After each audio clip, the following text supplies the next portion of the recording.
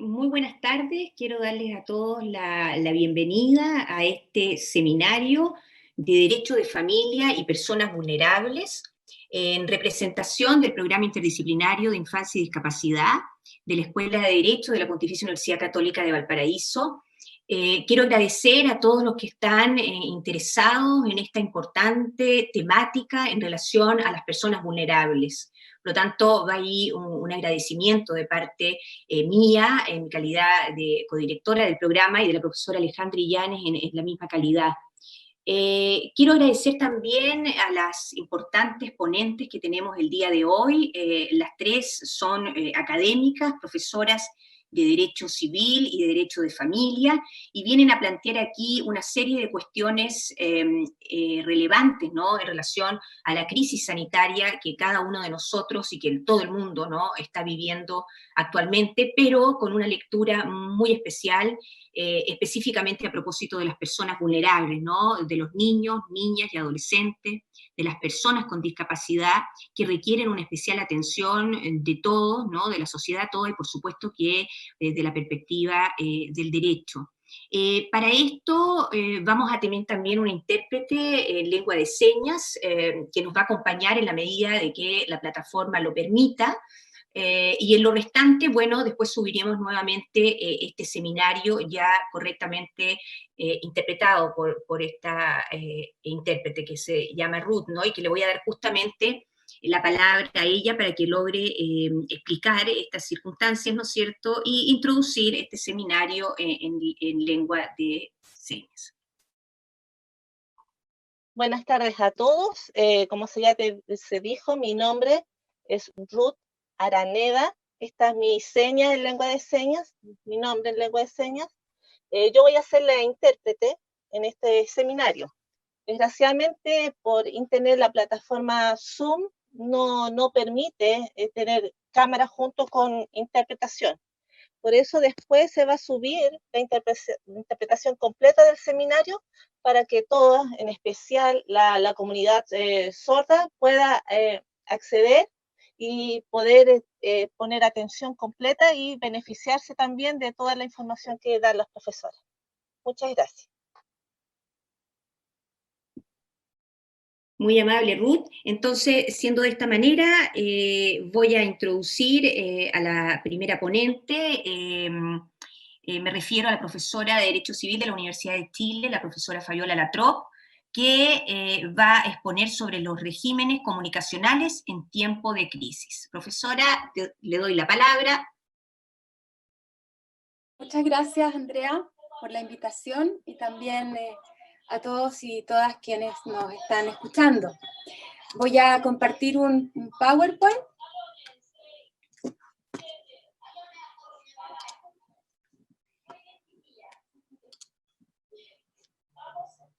No me cuentes estos segundos, Andrea.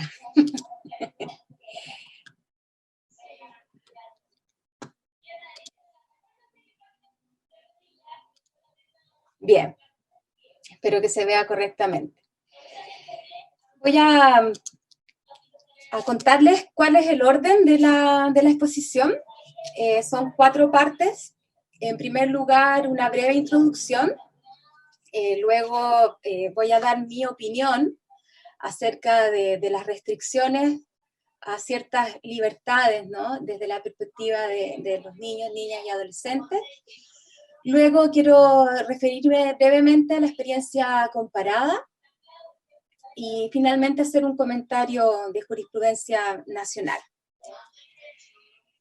El pasado 8 de abril, el Comité de los Derechos del Niño de Naciones Unidas emitió una declaración llamando a los estados a proteger los derechos de niños, niñas y adolescentes de la pandemia, considerando los efectos físicos, emocionales, psicológicos que el confinamiento prolongado ha provocado en ellos.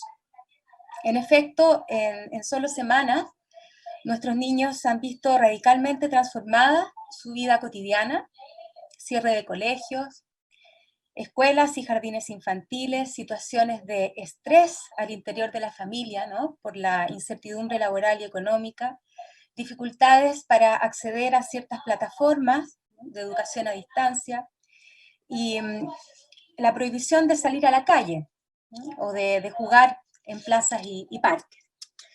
Esta imagen que les voy a proyectar a continuación está tomada de las normas mínimas para la protección de la niñez y adolescencia en la acción humanitaria de 2019. Y ustedes pueden ver ahí una figura que abarca distintas dimensiones de la vida de un niño y enumera algunos de los efectos que una crisis, ¿no?, como la que estamos viviendo puede provocar en ellos.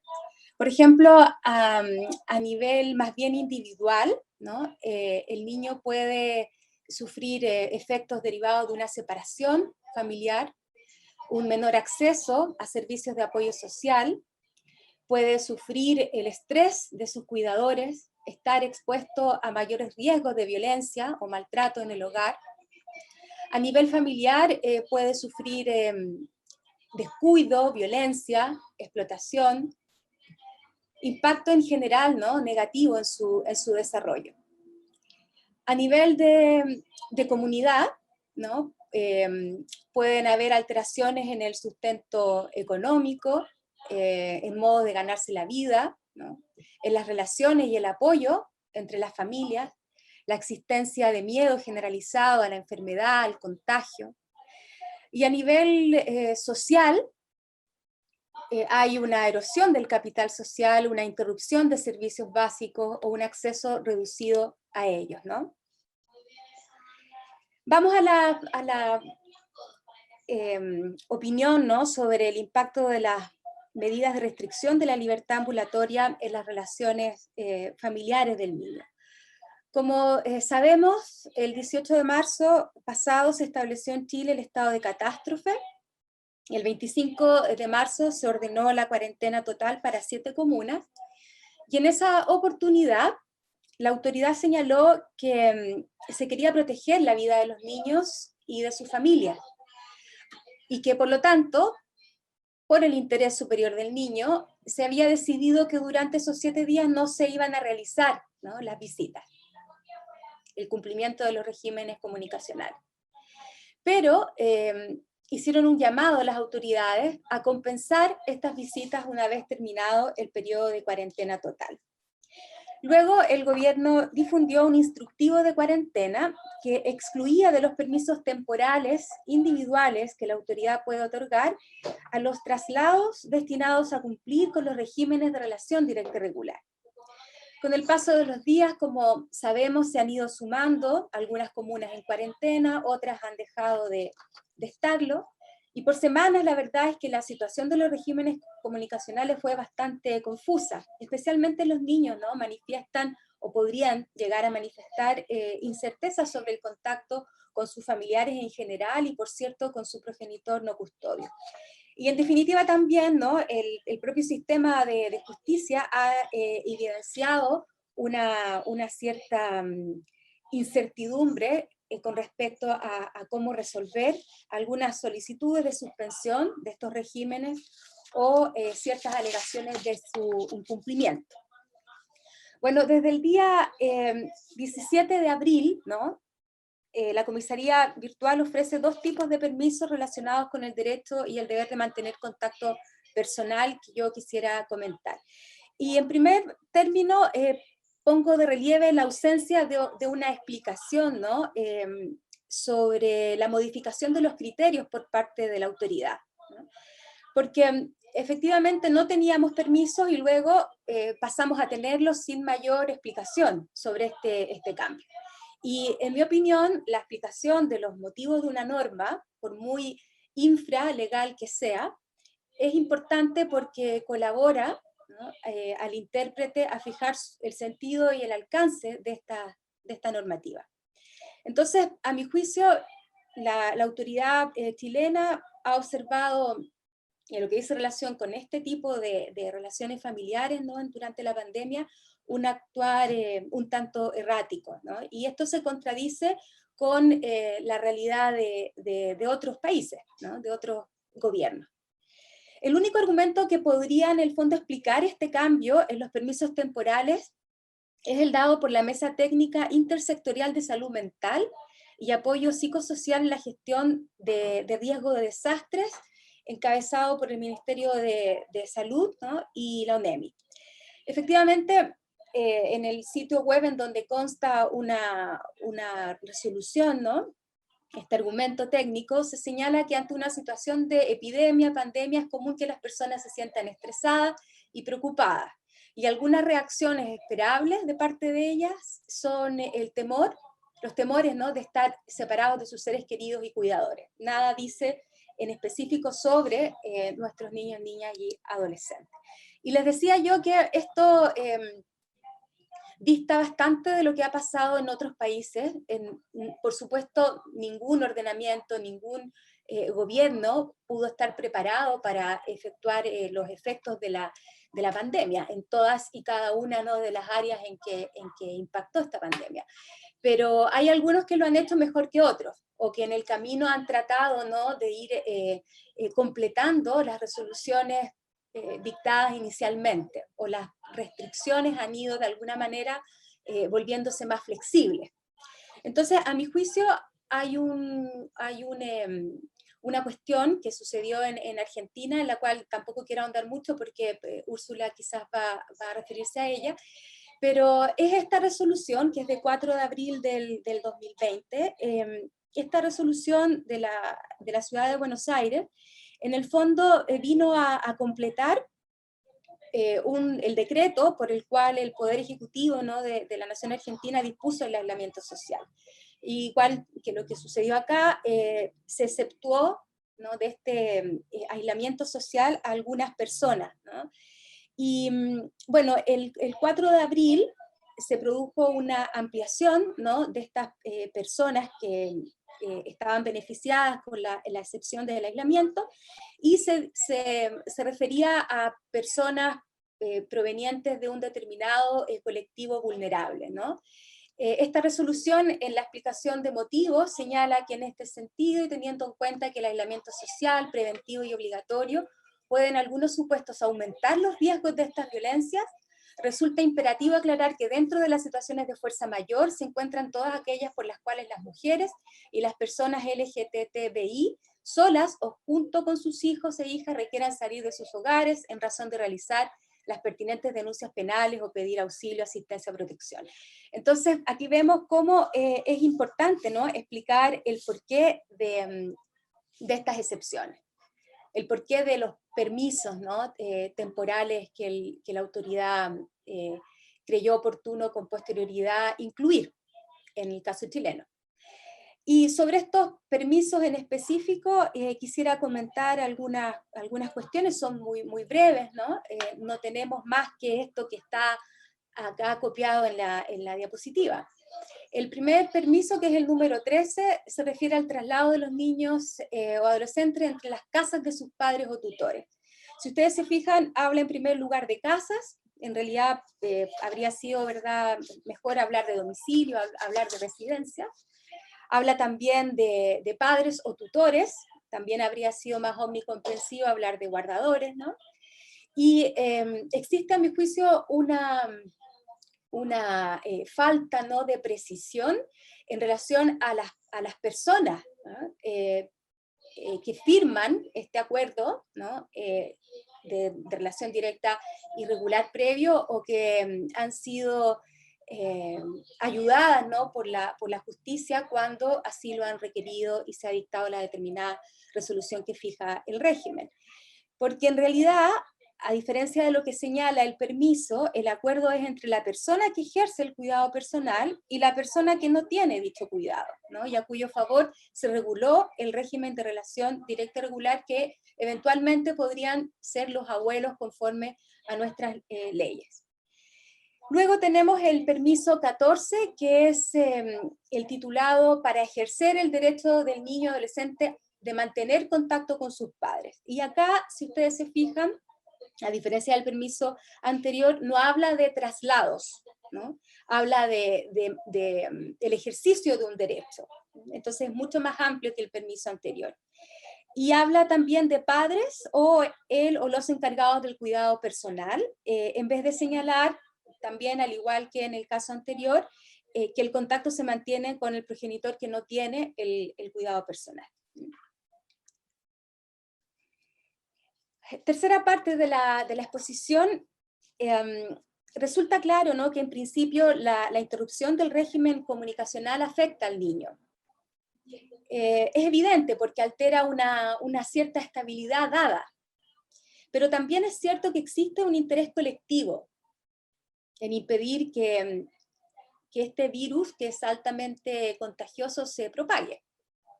Entonces hay un interés colectivo versus, ¿verdad?, un interés superior del niño.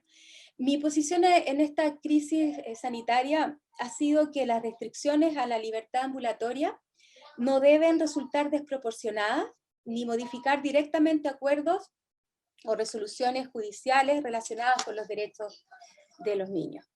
A mi juicio, si bien con el estado de catástrofe las libertades de locomoción y de reunión se encuentran limitadas, estas resoluciones, estos acuerdos, y que cumplen con los requisitos, ¿no?, legales que continúan vigentes, no obstante el estado de excepción, solo pueden ser modificados por otro acuerdo u otra resolución.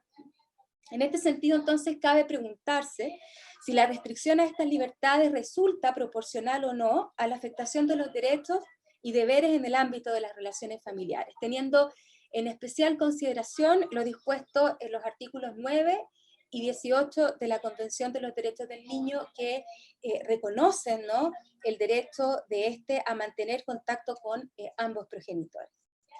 El Comité de los Derechos del Niño, la declaración que cité anteriormente, no se refirió a la situación de los hijos o hijas de progenitores que no viven juntos, pero sí a niños que están separados de su familia, enfatizando que no deben perder contacto con ellas, ¿no?, no obstante la medida de protección de que son sujetos.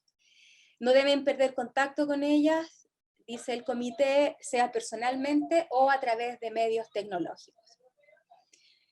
Entonces, esta ausencia de pronunciamiento por parte del comité en relación a hijos o hijas de padres que viven separados, de alguna manera puede ser llenada por el pronunciamiento del comité en relación a niños que están separados de su medio familiar porque se encuentran en algún tipo de acogimiento.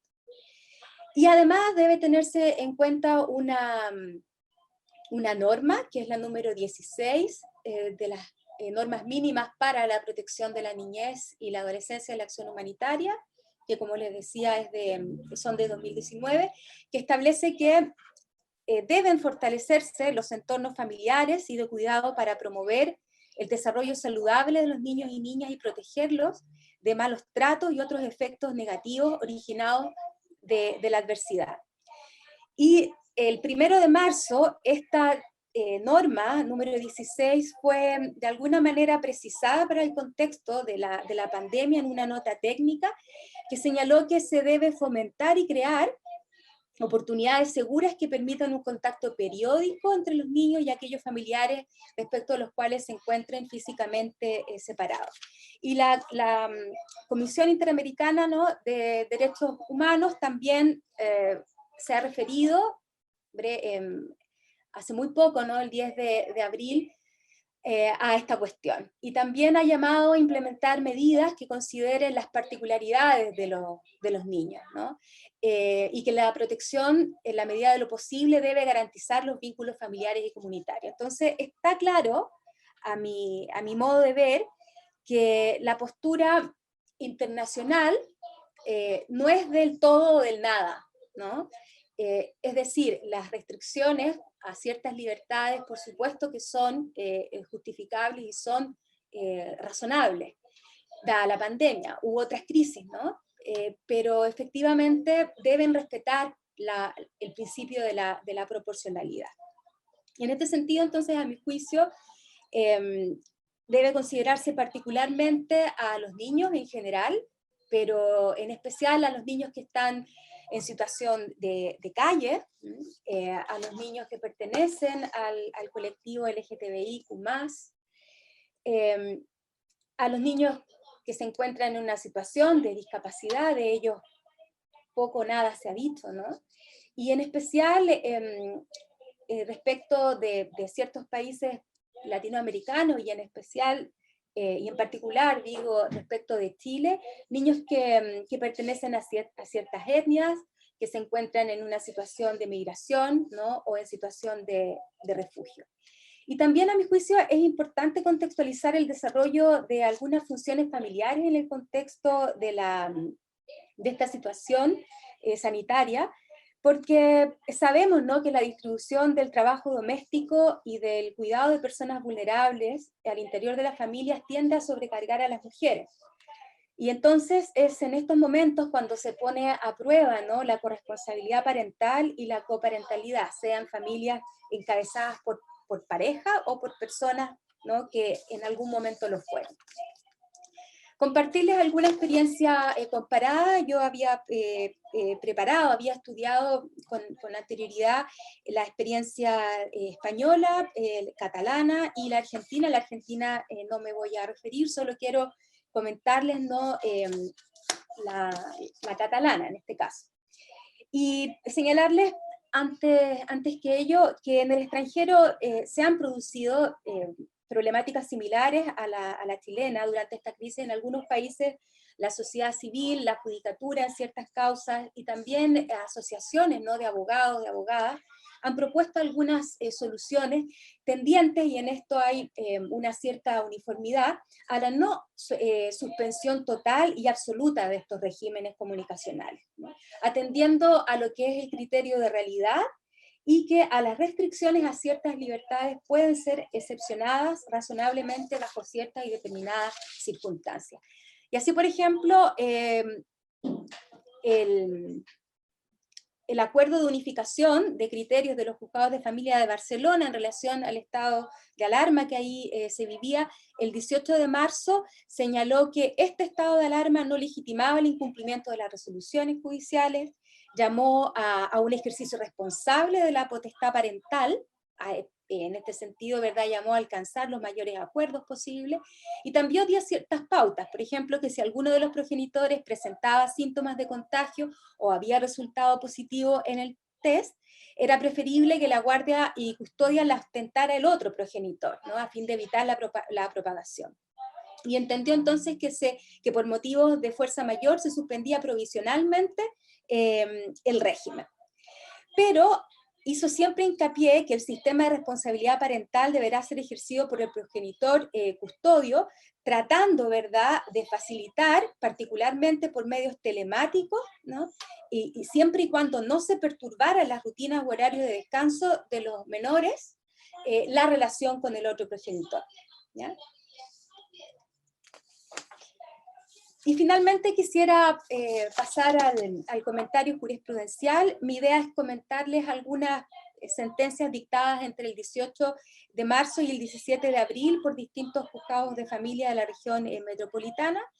En primer lugar, decirles que las dos primeras resoluciones a las que me referiré no ordenaron una modificación del régimen, ¿no?, es decir, que se realizara por medios tecnológicos. Mantuvo el régimen tal como estaba previsto. Y en este sentido, por ejemplo, en una resolución de 18 de marzo se tuvo en cuenta que la cuarentena no había sido decretada y que, por lo tanto, ¿verdad?, debía cumplirse con el régimen comunicacional establecido, debiendo tomar ambos padres las respectivas precauciones y seguir las recomendaciones para proteger la salud tanto del niño como de ambas familias.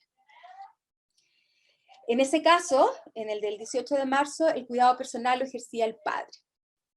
Hay otra resolución, en este sentido, entonces, de no ordenar la modificación cualitativa, que es de 14 de abril, que señala que considerando la sola circunstancia la emergencia sanitaria no justifica por sí sola, en forma arbitraria y unilateral, la suspensión provisoria del régimen comunicacional, máxime si el padre no custodio otorga todas las garantías en cuanto a adoptar las medidas de seguridad para sus hijos y de evitar así el contagio, encontrándose asegurada la vía presencial, ¿no?, presencial de la relación directa regular, no se dio lugar a la suspensión.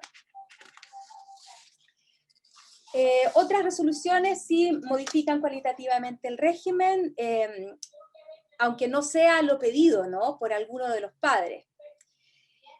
Y una de ellas, de las que le voy a comentar, no llega y modifica, sino que insta a los progenitores a que lleguen a algún acuerdo.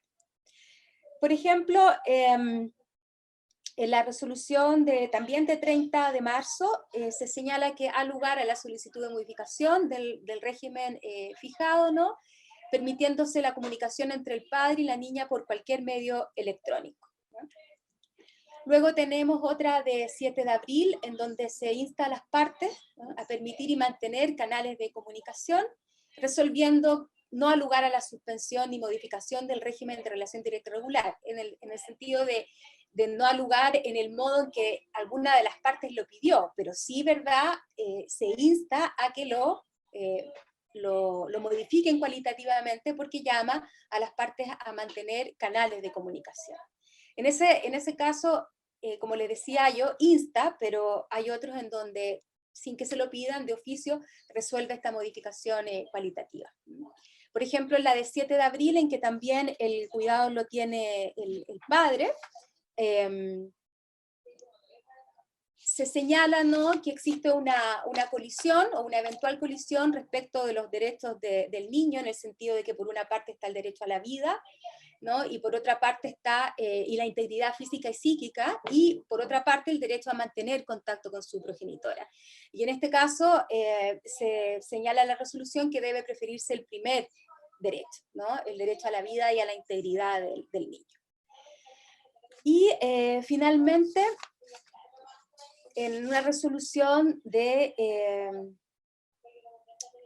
también de abril, ¿no?, se señala que el régimen puede desarrollarse vía Skype, WhatsApp, Zoom, videoconferencia u otra plataforma. Y finalmente quisiera solo esbozar a modo de conclusiones con ustedes algunas medidas que, como programa de estudios interdisciplinarios en infancia de la Universidad de Chile, hemos pedido, ¿no?, al Estado que adopte. Hemos instado a las autoridades y también a la sociedad, ¿no?, en su conjunto, a adoptar medidas con carácter urgente, pero evaluándolas, ¿no?, en sus consecuencias a corto, a mediano y a largo plazo. Hemos también señalado como programa que la situación de cuarentena puede exponer a los niños a diversas formas y situaciones de violencia. También que es necesario fomentar la participación de los niños en el contexto de estas medidas de restricción de movimiento, y en específico garantizar que las medidas políticas que se adopten durante esta crisis, ¿no?, consideren sus opiniones. También que los contextos de atención residencial o de reclusión, ¿no?, se debe disponer de implementos sanitarios y protocolos de actuación. Por otra parte, que se debe garantizar, ¿no?, el mantenimiento de la comunicación y de los vínculos familiares y comunitarios, y favorecer, ¿no?, como también lo han hecho ya otros países, los procesos de acogimiento familiar en aquellos casos en que sea posible, es decir, sustituir el acogimiento residencial por uno familiar cuando ello sea posible y aconsejable. Y finalmente, la adopción de medidas para mitigar el impacto económico y social de la pandemia, ¿no?, a través de apoyos económicos directos en beneficio de las familias para solventar algunos gastos asociados a la alimentación y al cuidado de los niños, particularmente cuando ellos presentan casos de enfermedad o de discapacidad. Muchísimas gracias a todos por su atención.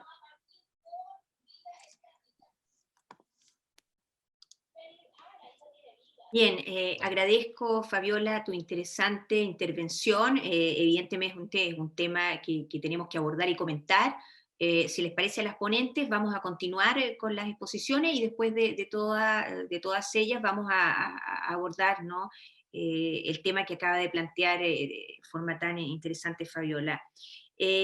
Ahora voy a dar la palabra a la profesora Úrsula Bassett. Ella es profesora de la Universidad Católica de Buenos Aires, así que nos está acompañando desde esa ciudad. Le reiteramos los agradecimientos, ¿no?, de participar en esta actividad. Y le doy la palabra entonces, ella va a exponer sobre los alimentos y la pandemia. Te doy la palabra, Úrsula.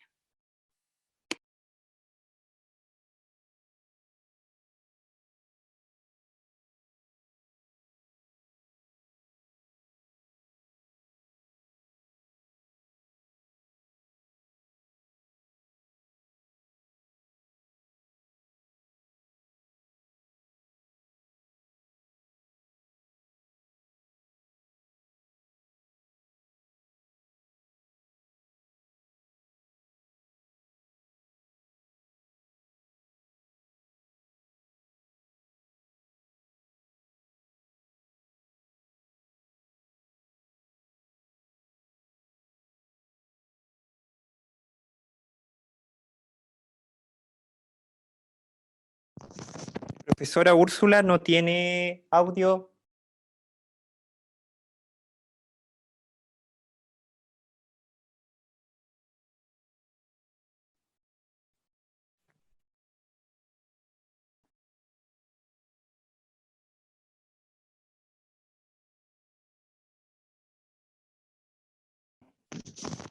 Profesora Úrsula está sin audio, por favor, abrir el audio. Sí, ya lo vi, un minuto. Ahí está, ahí estoy con el audio. Sí, se escucha perfecto. Les decía que por lo interesante de lo que expuso la doctora Fabioli, por lo apasionante el tema, justamente yo había escrito una nota fallo que entregué la semana pasada, Argentina tenía, además de la resolución que permitía hacer las denuncias por violencia, tenía una resolución adicional que tenía que ver, recién me llegan todos los chats que me avisan que no tenía puesto el audio, muchísimas gracias. Perdón, lo que les decía entonces es que recién salió una segunda resolución un tiempo más adelante en el que se consideraba que las salidas para hacer intercambio comunicacional que teníamos digamos, de los padres para que los chicos pudieran ver al otro progenitor, al progenitor no conviviente, no estaban dentro de las excepciones que había previsto el gobierno para el aislamiento social. Entonces, recién el viernes pasado, una juez nacional en lo civil decretó la inconstitucionalidad, Agustina Díaz Cordero decretó la inconstitucionalidad de esa norma, y en virtud de eso, creo que fue el jueves y el viernes, el gobierno nacional dictó una nueva resolución en la cual incorporó las salidas de contenido comunicacional para que se pudieran hacer esas excepciones, para que los padres pudieran llevar a los chicos si tuvieran contacto con el otro progenitor. Una de las razones que motivó la decisión de la jueza para declarar la inconstitucionalidad es el 27 de la Convención Americana de Derechos Humanos, que dice que cuando hay suspensión de garantías, la protección de la familia y las relaciones de familia, así como las medidas especiales de protección de los niños del artículo 19, deben estar excluidas de esas excepciones que se permiten en estado de emergencia. Así que les quería contar eso porque me pareció que era interesante. Poco tiempo después, un juez, en virtud del principio de igualdad de todas las filiaciones, en virtud del principio de igualdad de todos los niños, decretó la inconstitucionalidad de ese decreto que había, esa resolución que había emitido el gobierno que impedía los contactos, también para las vinculaciones de niños sin cuidados parentales, porque entendió que un niño sin cuidado parental tiene el mismo derecho a la familia que un niño que vive en familia y que tiene que ver al otro progenitor, al progenitor no conviviente, y que entonces debían reanudarse las vinculaciones de los niños con los adoptantes, con los padres que estaban iniciando una vinculación preadoptiva para que se siguiera adelante con ese proceso en virtud de la igualdad del derecho de protección a la familia. Bueno, nada más eso les quería complementar porque me parece que son novedades y muy interesantes de lo que está pasando en Argentina en esta evolución relativa a la pandemia. Yo me voy a referir ahora exclusivamente al tema de los alimentos, espero poder ser relativamente breve en la exposición para no tomarles demasiado tiempo. Básicamente, yo creo que dentro de la protección de esta, digamos, de esta regla que nos impone el artículo 27 de la Convención Americana de Derechos Humanos, que excluye de las medidas que pueda tomar, de la potestad que tiene el Estado de tomar o de suspender derechos en periodo de emergencia, lo que tiene que ver con la protección de la familia y la protección de los niños, entiendo que ahí también está comprendido el tema de los alimentos. Y en ese sentido, creo que en materia de alimentos, perdón, me distraje porque estaba mirando el chat que no tuviera ninguna cuestión yo que agregar. Les cuento que en materia de alimentos hay varias cuestiones a considerar. Básicamente que la pandemia nos obliga a considerar no solamente los alimentos desde la situación del acreedor alimentario, que uno piensa normalmente los niños, también pueden ser los adultos mayores, por ejemplo, podría ser una persona que le tenga que dar alimento a su padre o a su madre que los necesitara, o algún pariente en situación de vulnerabilidad, sino también la situación de los deudores, porque ahora los deudores también pueden ser sujetos vulnerables en función de la crisis financiera que probablemente provoque esta situación del coronavirus, el parate económico que puede significar la pérdida de trabajos o la pérdida de empresas, el cierre de empresas, o incluso el concurso o la quiebra de diversos emprendimientos, va a significar que la dificultad general que hay en el cobro de alimentos ahora probablemente se acentúe en virtud de la crisis económica que nos va a afectar a todos. Entonces, cuando hablamos de vulnerabilidad, que uno piensa en términos de vulnerabilidad en la materia alimentaria, y siempre piensa como vulnerable al acreedor, en este caso también tenemos que pensar que por ahí el deudor se convierte en sujeto vulnerable, y eso es una cuestión probablemente en materia alimentaria completamente novedosa, porque la materia alimentaria se regula de tal suerte que es agresiva para con el deudor, y hay un favor respecto del acreedor en estas circunstancias. Bueno, eso tal vez ahora haya que revisar algunos de esos criterios para encontrar equilibrios que sean beneficiosos. Voy a volver sobre este tema, porque el punto de partida es que en las relaciones de familia, los pesos insoportables que se imponen a cualquiera de las partes no son beneficiosos para la relación. Entonces hay que buscar pesos que sean equilibrados para ambas partes, para no someter a la relación de familia a una tensión insoportable que termine conspirando contra el vínculo, que es lo más importante de la familia. Después están las situaciones complejas en materia de alimentos que enlazan un problema con otro. Por ejemplo, los alimentos y que tienen que ver con, además, problemas de violencia, o alimentos en los cuales el cuidado está en juego, porque en realidad los alimentos también se fijan en función del tiempo que pasa cada niño con cada uno de los progenitores, y el tiempo en realidad morigera o equilibra o diferencia el tipo de pago que se hace, y bueno, todo eso también se altera, porque es el niño que habitualmente, por ejemplo, pasa su tiempo con uno de los progenitores, para dar un ejemplo que a lo mejor explique esta situación. Si pasa, por ejemplo, digamos, la mayoría de su tiempo con la madre, pero la madre es médica, y entonces la madre preventivamente entiende que es mejor que este tiempo de la pandemia, en lugar de pasarlo con ella, que podría ser un factor de riesgo, lo pase con su padre, de repente la ecuación alimentaria se invierte. Y entonces hay una parte de los alimentos que empieza a asumir en especie alguien que hasta ese momento no los asumía de esa manera, y entonces de repente aparece una reconsideración. O si, por ejemplo, dentro de la familia, alguno de los dos progenitores tiene que asumir el cuidado de alguna persona que está enferma o de un adulto mayor que de repente entra en su circuito, y entonces su capacidad de contribuir a los alimentos se ve morigerada, y entonces esa doble vara que nosotros utilizamos para pensar en los alimentos, que es de una parte la necesidad y de otra parte la posibilidad de proveer, también tiene que ser reconsiderada a la luz de la crisis. Y finalmente, situaciones que nunca miramos cuando pensamos en los alimentos, que son por un lado la situación de los niños sin cuidados parentales, como nosotros dijimos, que también tienen que ser atendidos por parte del Estado. Nosotros ahora no lo consideraríamos normalmente, a lo mejor cuando uno piensa en alimentos, piensa inmediatamente en una familia y niños que tienen cuidados parentales y padres a lo mejor a los que se les puede pedir que contribuyan, abuelos, o el circuito familiar mayor, el entorno familiar. Bueno, también tenemos que pensar que los alimentos también los reciben los niños que no tienen cuidados parentales, y ahora nos estamos enterando, por ejemplo, en la Ciudad de Buenos Aires, que la Ciudad de Buenos Aires, a raíz de los aumentos de precio y de las dificultades que tiene para contratar, tiene miedo de no poder asistir a determinados comedores o determinados espacios en los cuales los chicos reciben alimentos. Situación semejante pasa con los pediátricos, que son también situaciones donde se cuidan personas vulnerables, que también a lo mejor tienen que necesitar un cuidado que ya no es mediado por parte de la familia, sino directo por parte del Estado. Pero se trata de la misma obligación, es decir, la obligación que no puede satisfacer la familia porque no está o porque no puede, y el Estado que suple porque es garante de esa provisión alimentaria. Bueno, muy bien.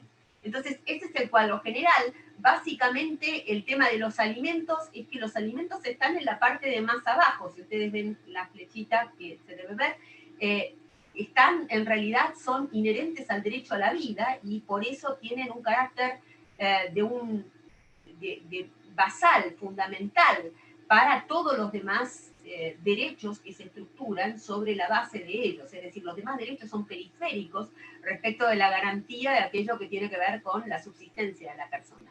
Y por eso es que nosotros sabemos, los alimentos tienen que ver con el derecho a la vida digna, ¿no?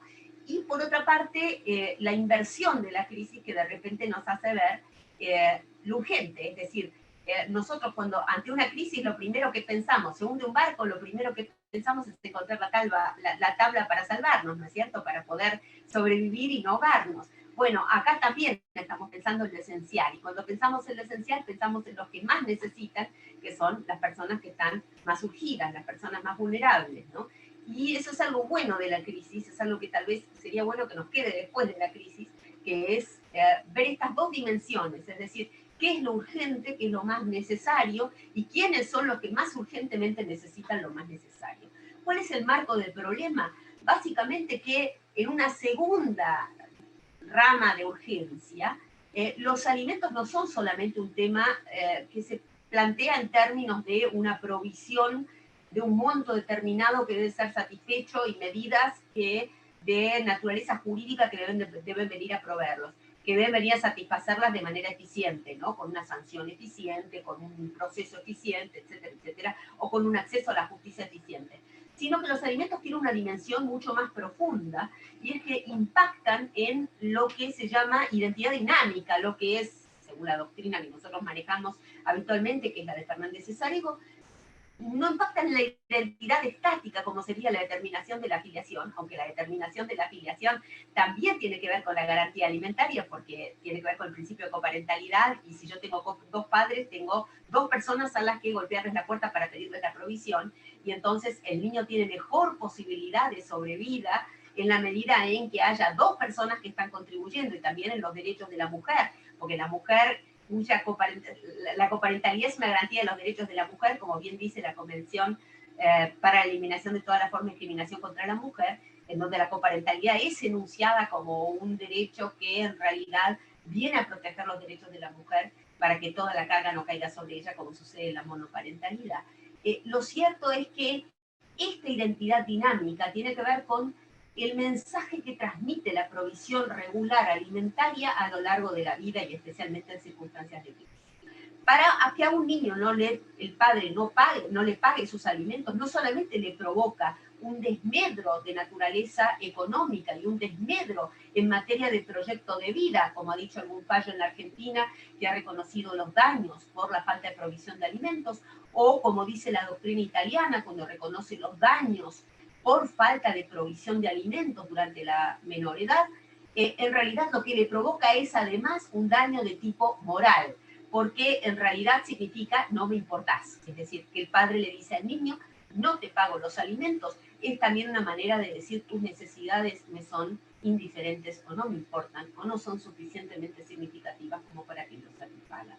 Que un padre abandone la cuota alimentaria durante la crisis implica que está transmitiendo este mensaje.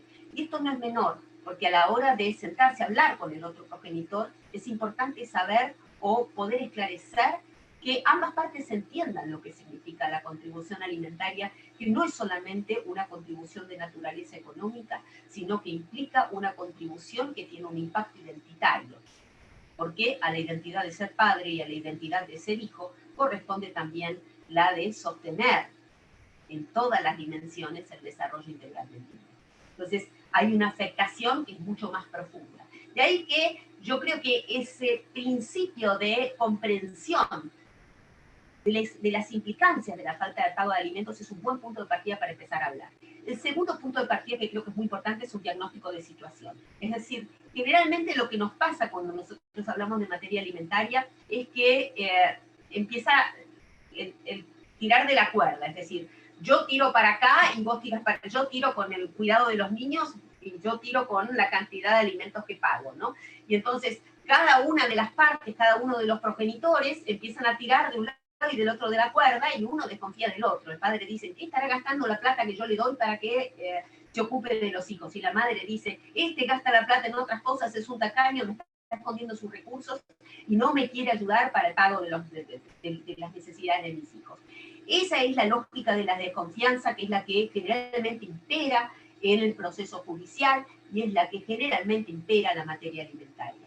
Creo que en esta crisis es esencial dar vuelta a la tabla, invertir la perspectiva y empezar a trabajar sobre un marco colaborativo. ¿Por qué? Porque en esta crisis vulnerables son las dos partes. Es posible que las dos partes estén en situación de dificultad, y por eso yo decía que el punto de partida es el dilema identitario. Es decir, entender que los alimentos es algo que hace a la dignidad de la relación de familia para ambos padres y que es una tarea que tienen que resolver juntos. y que tienen que sentarse a hablar. ¿Por qué digo que tienen que sentarse a hablar? Porque el proceso judicial es siempre un fracaso en estos casos. Es decir, significa que la estructura básica de confianza recíproca y de colaboración para los hijos ha fracasado. Y eso es un fracaso de los hijos, de los padres para con los hijos como punto de entrada. Es decir, que los padres tengan que ir a la justicia para dirimir lo que se paga de alimentos es un fracaso en materia de responsabilidad parental. Entonces, saber que esto es una tarea conjunta y que es una tarea que debe resolverse como socios en esta paternidad compartida, en esta parentalidad compartida, creo que es el punto de partida esencial. Y además porque la crisis no nos va a permitir resolver con la rapidez que necesita el pago de la cuota alimentaria el problema que se plantea. Es decir, si yo inicio un recurso, puede ser que me fijen medidas cautelares y que yo tenga una cuota fijada, pero si el padre no las puede pagar, no las voy a poder ejecutar. Y de todas maneras, el tiempo que voy a tardar en ejecutarla probablemente para una persona muy vulnerable significa que el derecho está claudicado, es decir, que de alguna manera la urgencia con la que necesitaba la provisión de esos alimentos no va a ser satisfecha. Por eso es que yo creo que es esencial que el punto de partida sea el de una negociación. Y por último, vuelvo al esquema, al ecosistema, el esquema de Wolfenbrenner, que es el que también utilizó la doctora Latrobe cuando se refirió a las normas mínimas de infancia y adolescencia. No tener los anteojos me perjudica porque leo más despacio. Ellos, en ese momento ella presentó un interesantísimo esquema de Wolfenbrenner, que es este que nosotros tenemos acá, de todas del microsistema, mesosistema, exosistema y macrosistema, que en realidad colaboran a sostener la estructura familiar. Cuando nosotros tenemos un niño que está en el centro de nuestra consideración, cuando nosotros tenemos un niño, nosotros estamos trabajando con que la provisión para ese niño no es un interés exclusivo de la familia. La familia es la que está en el microsistema y la que inmediatamente va a proveer, pero esa familia, esa provisión para el niño es una garantía estatal, es una garantía de derechos humanos. Por lo cual, sería quedarnos cortos de miras pensar solamente en el microsistema inmediato.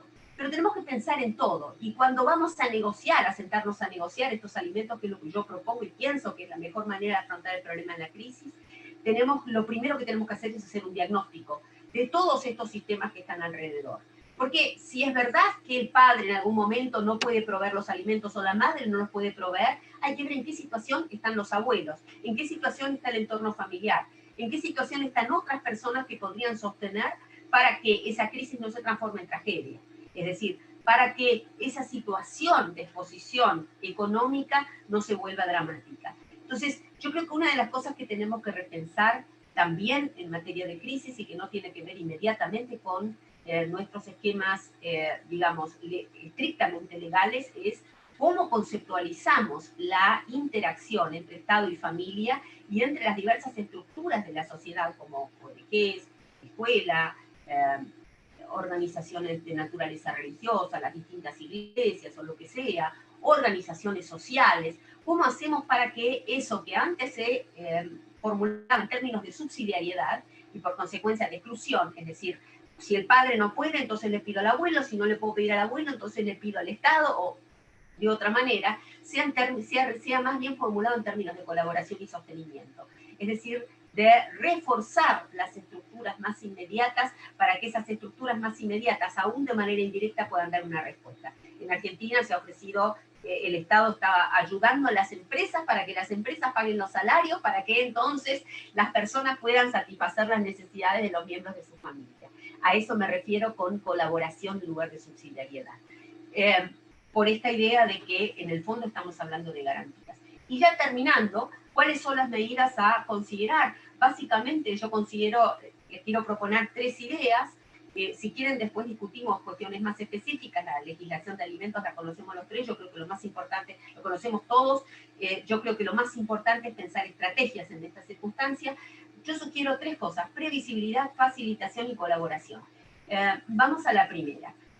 Previsibilidad. Lo primero tiene también, otra vez estoy completamente de acuerdo con lo que dijo la doctora Latrobe, que me pareció muy interesante en materia de previsibilidad en general. Es decir, ella en algún momento dijo, faltaría alguna referencia general para que esto se esclarezca. Yo creo que la referencia general tiene una función preventiva, es decir, que la Comisión,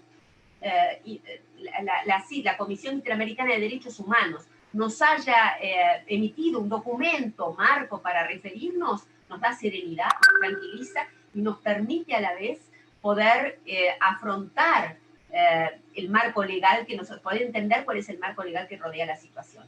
Yo estuve haciendo un estudio buscando en internet un poquito de datos sobre cómo se han manejado, por ejemplo, diversos estados de Estados Unidos, cómo se manejó Australia, cómo se manejó Francia frente a la pandemia. Y una de las cosas notables que encontré es que en la mayoría de los estados de Estados Unidos, cuando uno ingresaba a la página del Ministerio de Familia o Desarrollo Social o de lo que sea, los equivalentes, encontraba un indicativo, un formulario en el website, indicativo de todos los pasos para dar ante la falta de pago de alimentos.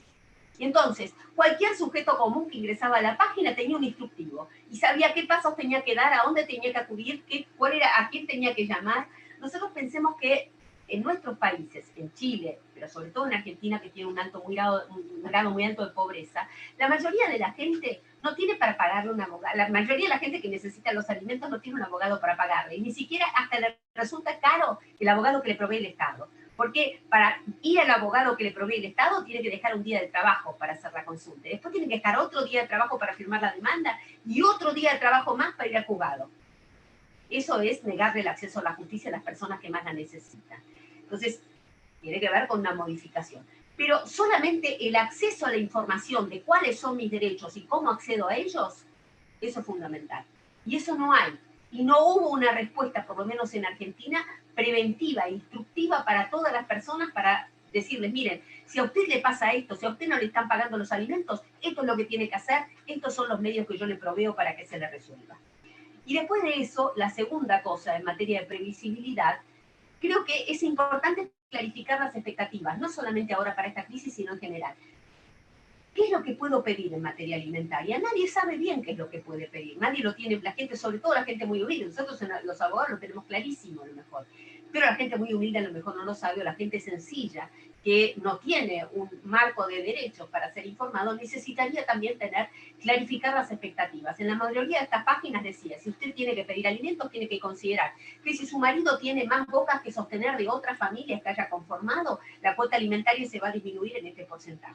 Facilitar los procedimientos, la segunda cosa. Nosotros necesitaríamos crear procedimientos como tienen en Inglaterra, como hay también en Estados Unidos, procedimientos que son de naturaleza prácticamente administrativa. Yo proponía en un artículo que escribí, dividir, como hacen en Inglaterra, los big money cases y los everyday cases, es decir, los casos de mucho dinero y los casos de bajos ingresos.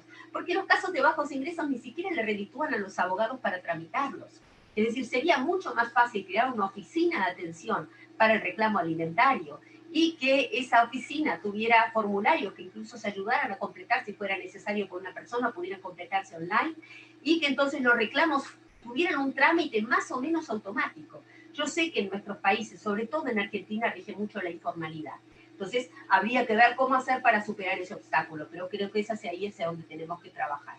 Creo que tenemos que saber cuál es el alcance de las obligaciones que cada uno de los padres tiene, y eso tendría que ser difundido en líneas generales. Y saber las consecuencias del incumplimiento y sobre todo entender el significado del incumplimiento, saber qué es lo que implica no solamente respecto de mi falta, sino también respecto de los niños. Respecto de la facilitación. Yo creo que también una de las cosas que tenemos que trabajar es en materia de lenguaje claro, ¿no? Es decir, explicar claro sobre todo los derechos que son más urgentes. Y luego me gustaría, como decía, acceso fácil, es decir, que haya procesos administrativos, que haya oficinas, ya lo dijimos, recursos online, y sobre todo sería fantástico si hubiera provisiones automáticas, es decir, yo presento mi recurso, mi pedido de alimentos y me viene una provisión que es automática y que la genera el sistema. Si yo no estoy satisfecha con esa provisión que me genera el sistema, la voy a apelar. Y en todo caso la apelación se revisa. Pero muchos casos probablemente estarían resueltos rápidamente, que es lo que es necesario en materia alimentaria. Y ahora sí, y con esto termino. Los alimentos son algo que tiene interés para ambas partes. El desequilibrio alimentario tiene un impacto del tejido familiar. Cuando uno pide más alimentos de los que necesita, o cuando uno paga menos alimentos de los que debe pagar, resiente el tejido familiar y termina siendo oneroso para todos. Es esencial que las partes comprendan que la injusticia alimentaria es una injusticia carísima, onerosísima para ambas partes. Que nosotros necesitamos un diagnóstico contextual como punto de partida. Como decíamos, ese ecosistema de relaciones que tiene la familia, creo que es un ecosistema que deberíamos utilizar nosotros los abogados para diagnosticar la situación en cada uno de los casos antes de empezar a negociar, para saber con qué recursos contamos, cuáles son nuestras fortalezas y cuáles son nuestras debilidades. Y creo que también es muy importante que expliquemos que la colaboración entre ambos progenitores es esencial, no solamente para llegar a una solución óptima y barata, es decir, poco onerosa para ambas partes, sino además porque es la que mejor garantiza un ejercicio saludable y sustentable de la responsabilidad parental. Y ahora voy a ir al último punto, que es el más polémico de todos, que es la buena fe. Yo creo que la buena fe, que es muy difícil de pensar en América Latina, es hora de que empecemos a pensar cómo instrumentarla, porque es lo único que puede garantizar procedimientos rápidos. Y en ese sentido creo que tenemos que pensar cómo sancionar al progenitor que no sea cándido, que no sea candoroso para la información de sus ingresos cuando tenga que aportar los alimentos. Tendría que tener una sanción tan onerosa que decida que nunca más lo va a hacer porque sabe que de esa manera, si no, se perjudica grandemente, laboralmente y por su imagen social. También creo que una de las cosas que deberíamos cultivar no es propiamente jurídica, sino política.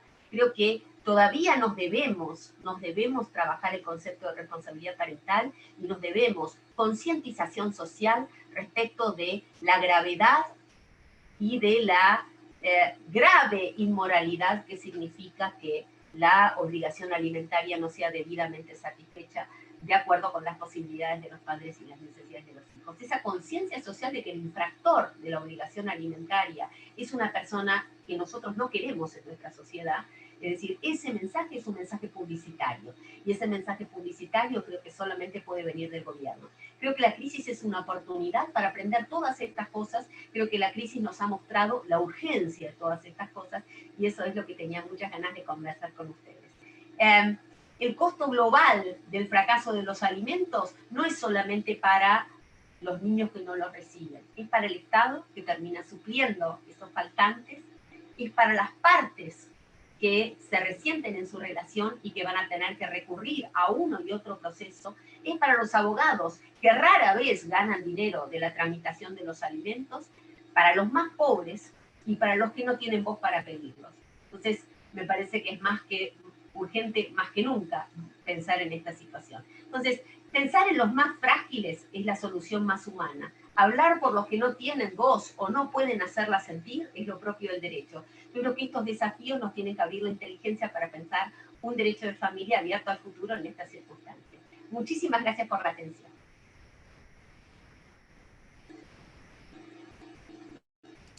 Muchísimas gracias, Úrsula, por tu intervención tan interesante que vamos a comentar una vez terminada el resto de las ponencias. Coincido contigo, ¿no es cierto?, que efectivamente hacer alusión a estos temas de las personas vulnerables, en el fondo es darle voz a los que no la tienen, ¿no es cierto? Yo coincido contigo, así que en ese sentido quiero nuevamente agradecer, ¿no es cierto?, el interés de las profesoras en estas materias. Bueno, voy a tomar la palabra ahora para presentarles mi ponencia. Voy a compartir la pantalla acá. Ahí, esperen que ahí saco la mía. Ok. Vamos a esperar que saques la tuya para poder compartir.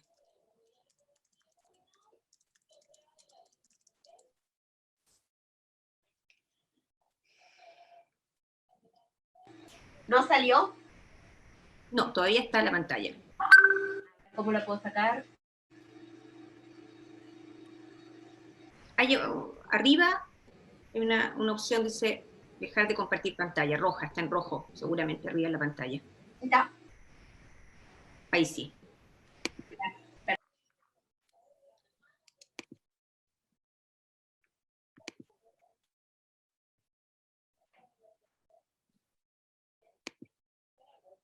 Ahí está.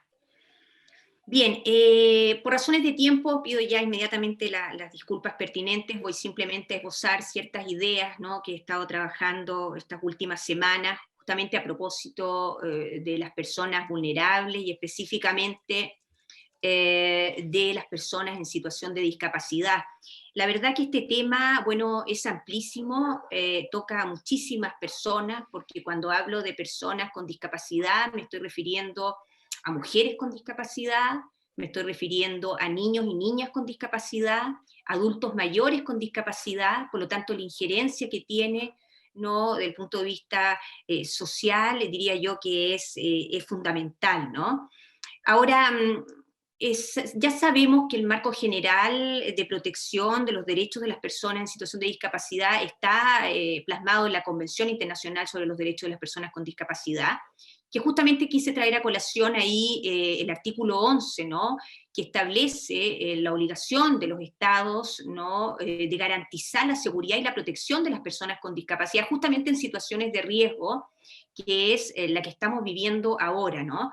Y ahí yo quiero inmediatamente comenzar a expresarles a ustedes una idea, ¿no?, que vengo yo interpretando, y es la siguiente, en el fondo, las respuestas que han tenido los estados frente a la crisis sanitaria, bueno, pues no son recepcionadas de la misma manera, ¿no?, por las personas vulnerables. Fabiola hablaba muy bien de los niños y niñas, ¿no? Efectivamente esas medidas deben tener una lectura, ¿no?, que está justamente resguardada en el caso de los niños y niñas por el interés superior, y en el caso, ¿no?, de las personas con discapacidad también sobre la base de una estructura de derechos, ¿no?, que están plasmados en la convención que yo les acabo de mostrar ahora.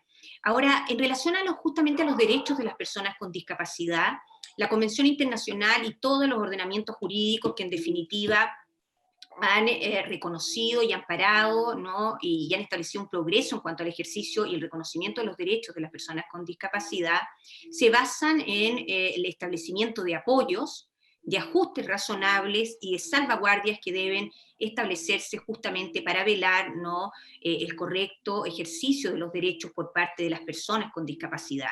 Y justamente la reacción que han tenido que tomar, las medidas que han tenido que tomar los diferentes estados a propósito de esta crisis sanitaria, bueno, pues han golpeado justamente con una repercusión inconmensurable, ¿no?, al límite de la vulneración de los derechos de las personas con discapacidad, justamente en estos tres pilares y especialmente, diría yo, en el primero, ¿no?, a propósito justamente de los apoyos. Sabemos que las personas con discapacidad no es que sean personas con discapacidad, es que la discapacidad se genera, ¿no? La generan una serie de barreras que el entorno y que la sociedad establece y crea aún en forma invisible, ¿no? Algunas son muy visibles, pero hay otras que no lo son, y sin embargo, una vez que establecemos los apoyos, ¿no?, estos apoyos justamente permiten equiparar, ¿no?, y eliminar, ¿no?, la discapacidad.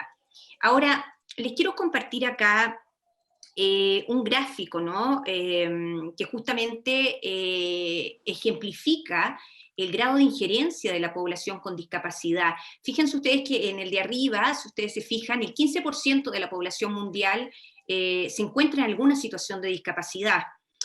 Una de cada 5 mujeres en el mundo tiene discapacidad, lo que también nos lleva al tema de género, ¿no? 1 de cada 10 niños en el mundo tiene discapacidad, ¿no?, que también estimo yo que resulta fundamental, ¿no?, para las repercusiones que tienen las medidas que se han adoptado por parte de los estados. Pero me quiero detener justamente en ese 46% que ustedes pueden ver ahí, porque fíjense que el 46% de las personas, de adultos mayores sobre los 60 años, adolece de alguna situación o tiene, ¿no es cierto?, alguna situación de discapacidad. Y aquí quiero detenerme, ¿por qué? Porque en el fondo ya sabemos que el grado etario, ¿no es cierto?, más riesgoso en esta pandemia justamente son las personas, los adultos mayores, ¿no? Y si de esos adultos mayores además le agregamos la situación de discapacidad, la verdad es que, estimo yo, insta, ¿no es cierto?, claramente a los estados a establecer al momento de reaccionar frente a la pandemia y a considerar también, ¿no es cierto?, ciertos resguardos con el objeto de no vulnerar justamente los derechos de estas personas. Ahí está entonces la cuestión jurídica, estimo yo, se plantea en las medidas de respuesta que todos los estados han debido tomar, ¿no? Eso resulta innegable, ¿no? Los estados han debido reaccionar, han debido limitar ciertas garantías y ciertos derechos. El tema está que esa afectación, ¿no es cierto?, estimo yo, resulta muchas veces desproporcionada tratándose de las personas con discapacidad. Por eso que es ahí donde nuevamente quiero recurrir a la adaptación y a los ajustes razonables, ¿no? Los ajustes son los que permiten, en definitiva, la correcta aplicación de las medidas sanitarias. Sin estos ajustes, bueno, pues estaríamos generando un daño. Ahora, a propósito del daño, ¿no?, que se genera, yo creo que estas medidas tomadas por los estados restrictivas inevitablemente generan un daño, ¿eh? Yo creo que eso sería innegable, ¿no? Le generarán un daño a los niños y niñas, generan un daño, ¿no es cierto?, emocional, incluso a toda la población, pero lo que queda claro es que el daño que provocan a los sectores vulnerables, aquí quiero ampliar un poco más el concepto de las personas con discapacidad, me estoy refiriendo, por ejemplo, a sectores de pobreza, me estoy refiriendo a las mujeres, ¿no?, y a otras minorías, que efectivamente, ¿no es cierto?, ese daño, estimo yo, resulta absolutamente desproporcionado si es que no se plantea, ¿no?, una adaptación a esa medida para la situación concreta, y esto sobre la base, ¿no es cierto?, del respeto finalmente de los derechos fundamentales de las personas. Ahora, yo solo quiero, para ejemplificarles, ¿no?, se ha hablado mucho de las medidas básicas de higiene, ¿no? Ustedes sabrán el tema de lavarse las manos permanentemente, ¿no?, que lo hacemos todos nosotros y que ha sido fomentado, por cierto, por la autoridad sanitaria. Bueno, pues a las personas con discapacidad, o a muchas de ellas, puede ser muy difícil lavarse las manos. Puede ser muy difícil. A las personas con discapacidad, digamos, con movilidad reducida, ¿no?, o que tienen una clara dificultad motriz, bueno, pues muy difícil lavarse las manos, ¿no? Por lo tanto, cosas tan simples de protección pueden resultar muy complejas para las personas con discapacidad. El tema del distanciamiento físico, ¿no?, también, es decir, a una persona que es dependiente de otro, que requiere la ayuda para cuestiones cotidianas, como levantarse, ¿no?, lavarse, en fin, bueno, pues resulta muy difícil que se les plantee el distanciamiento. Ya no me refiero solamente, ¿no?, a una asistencia de tipo emocional, que por cierto resulta fundamental, sino que para las labores cotidianas de la vida. Por lo tanto, ya lo dijo con fecha 28 de abril, ¿no?, es decir, la semana pasada, ya lo señaló las Naciones Unidas en cuanto a establecer ciertas directrices, ¿no?, de resguardo a posibles derechos que pudieran ser afectados en relación a las personas con discapacidad. Ahí en el cuadro yo ejemplifico algunos de ellos, ¿no?, que resultan fundamentales. El derecho a la salud, por cierto, ¿no? Ustedes ya lo saben, lamentablemente esta crisis sanitaria ha establecido en muchos países, especialmente europeos, ¿no?, el colapso del sistema sanitario. Eso ha llevado a ciertas cuestiones, ¿no es cierto?, muy problemáticas desde el punto de vista ético, que los profesionales de la salud han debido determinar, y que, por cierto, no debieran en ningún caso tener como un indiciario la discapacidad. Lo digo claramente, ¿no?, porque muchas veces también se pudiera plantear, es decir, ya se ha planteado con los adultos mayores y también con la discapacidad, es decir, las personas en situación de discapacidad tienen el mismo derecho a acceder, ¿no es cierto?, a todos los resguardos y a todos los sistemas de salud, a los sistemas de ventilación mecánica, de camas especializadas, etcétera, ¿no? El tema de la institucionalización también es un gran tema, lamentablemente por razones de tiempo no lo puedo abordar. Lo que sí puedo decir es que claramente genera un grupo vulnerable, absolutamente, voy a volver a eso en unos minutos más. También algunas, digamos, poblaciones específicas, me refiero a los prisioneros, que en este momento pueden existir con discapacidad, y también con las personas, ¿no es cierto?, en situación de calle, ¿no? Lo dijo, de hecho, lo dijo el día de ayer la alta comisionada, ¿no es cierto?, para la alta comisionada de las Naciones Unidas, ¿no es cierto?, para los derechos humanos, lo dijo el día de ayer justamente señalando que los estados deben tomar medidas proporcionales, ¿no es cierto?, y más bien adaptadas, ¿no?, a las personas vulnerables, y en ellas mencionó, por supuesto, a las personas con discapacidad, porque si no, el daño, insisto yo, que me parece inherente a una medida restrictiva, aumenta mucho más y llega entonces a la vulneración de sus derechos. En Chile se han adoptado, sin embargo, algunas medidas, ¿no?, que yo tengo que reconocer, Existe un comité técnico asesor, ¿no?, que se ha generado, donde el Senadis también ha tenido participación. De hecho, si ustedes se dan cuenta, ahora todas las comunicaciones que realiza el Ministerio de Salud son con lenguaje de señas. Se emitió un oficio hace un par de semanas por la Defensora de la Niñez señalando que efectivamente se había dejado de lado a los niños y niñas con discapacidad en materia de educación, ¿no? Pero en este momento ya se está incorporando el lenguaje en el canal oficial, ¿no es cierto?, del Ministerio de Educación. Se creó un protocolo específicamente en relación a los adultos mayores que se encuentran, ¿no es cierto?, en situación de internación, con discapacidad específicamente. Pero yo, bueno, con una visión más bien crítica, porque he tenido la oportunidad de estudiarlos, ¿no? Echo de menos, sí, ahí nuevamente un enfoque de derechos, ¿no? Echo de menos eso, porque en el fondo, claro, las decisiones están basadas en una cuestión sanitaria, eso no cabe duda, ¿no? Pero insisto yo, o sea, debe haber un análisis también de la autoridad en relación a la toma de medidas, ¿no?, y a la lectura de que la discapacidad requiere, ¿no? Echo de menos realmente esa lectura y la consideración, ¿no?, eventualmente de ciertas medidas de adaptación justamente para no vulnerar mayormente los derechos de las personas con discapacidad. Por razones de tiempo no voy a seguir explayándome, pero solamente a propósito de los niños y niñas y su derecho a educación, ¿no? Porque estamos hablando también de niños y niñas con discapacidad. Mucho se ha cuestionado, ¿no?, en este minuto el derecho a la educación. Sabemos que nuestros niños y niñas tienen en este momento una educación remota, que no se asemeja claramente a la educación presencial, pero se está haciendo un esfuerzo, ¿no?, por parte de los docentes, por parte de las comunidades, ¿no?, educativas, por tratar de continuar, ¿no?, los estudios regulares de nuestros niños y niñas. Sin embargo, claro, para los niños y niñas con discapacidad, la realidad es muy distinta, ¿no? Claramente la mayoría de ellos en este momento está quedando excluido de la escolarización. Sus instituciones se encuentran totalmente cerradas, la utilización de los medios digitales son muy complejos, no hay formatos por regla general accesibles, lo que nos lleva a concluir entonces que nuestros niños y niñas con discapacidad están absolutamente excluidos en este momento, ¿no?, de su derecho a la educación. Ya para terminar, simplemente el tema del adulto mayor, ya lo decían, ¿no?, las estadísticas que yo les compartí. Sobre los 60 años, el 46% de las personas adultos mayores adolecen o presentan alguna situación de discapacidad. En relación al adulto mayor, yo ahí planteo que la adaptación debiera ser en cuanto a los derechos, ¿no?, que debiéramos promover a propósito de la adoptación de medidas, ¿no?, restrictivas, y por otro lado la figura del cuidador. La figura del cuidador, que es una figura que lamentablemente no se ha desarrollado, especialmente en el ordenamiento jurídico chileno, y que tiene una injerencia enorme. Fíjense que yo acá les quiero acompañar un pequeño gráfico, que en todo caso es del Estudio Nacional de Discapacidad, y fíjense por favor el grado de asistencia que requieren las personas que se encuentran en situación de discapacidad. Fíjense que el 15%, el 14,7% requiere ayuda para acostarse y levantarse de la cama, ¿no? Para salir de a la calle, 28%, caminar, subir peldaños, 25%, hacer de las tareas de la casa, 25%. Por tanto, la figura del cuidador resulta fundamental. Echo muchísimo de menos una regulación específica en relación al cuidador.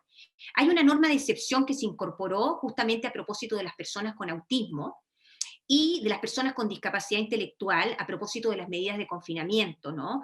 Se estableció un estatuto ahí distinto, se les permite, ¿no es cierto?, con ciertas situaciones, ¿no?, de limitaciones horarias, pero se les permite salir en relación a esa condición. Echo de menos también un estatuto en relación al cuidador. Esta estadística nos demuestra, o más que nos demuestra, nos hace preguntarnos, ¿no?, ¿qué está pasando ahora con esas personas? ¿Quién las está asistiendo? ¿Qué pasa en las medidas ahora, ¿no?, que se acaban de decretar y otras están saliendo, pero las que están entrando, sabemos que mañana más de 5 millones de personas en Chile van a estar en cuarentena? ¿Qué pasa entonces con esas personas en situación de discapacidad que no van a poder ser asistidas, ¿no?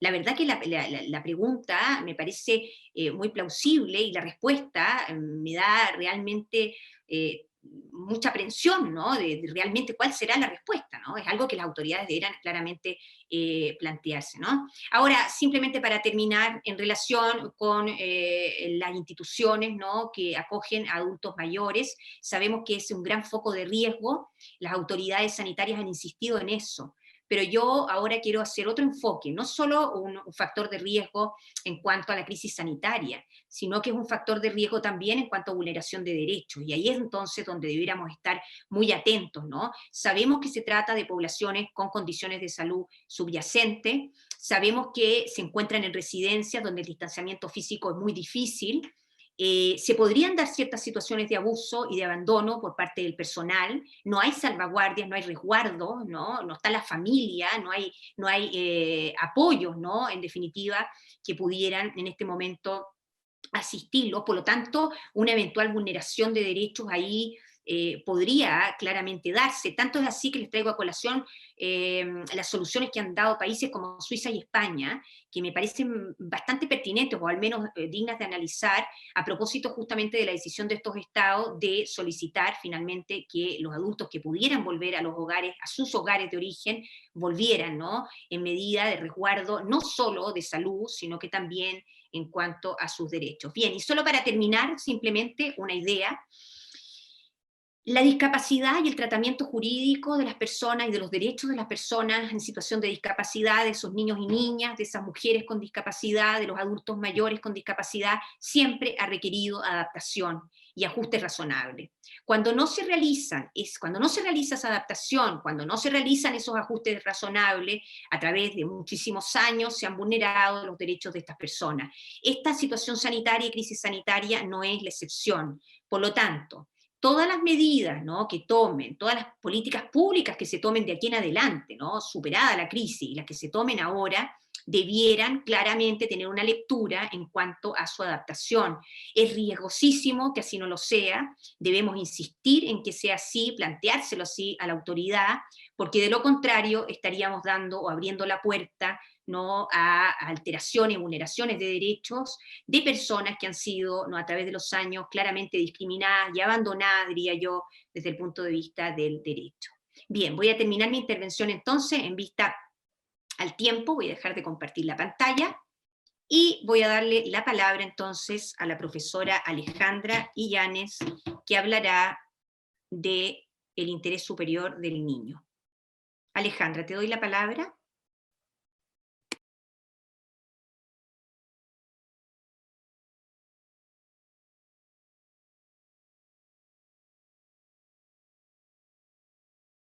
Bueno, muy buenas noches a todos. Gracias, Andrea.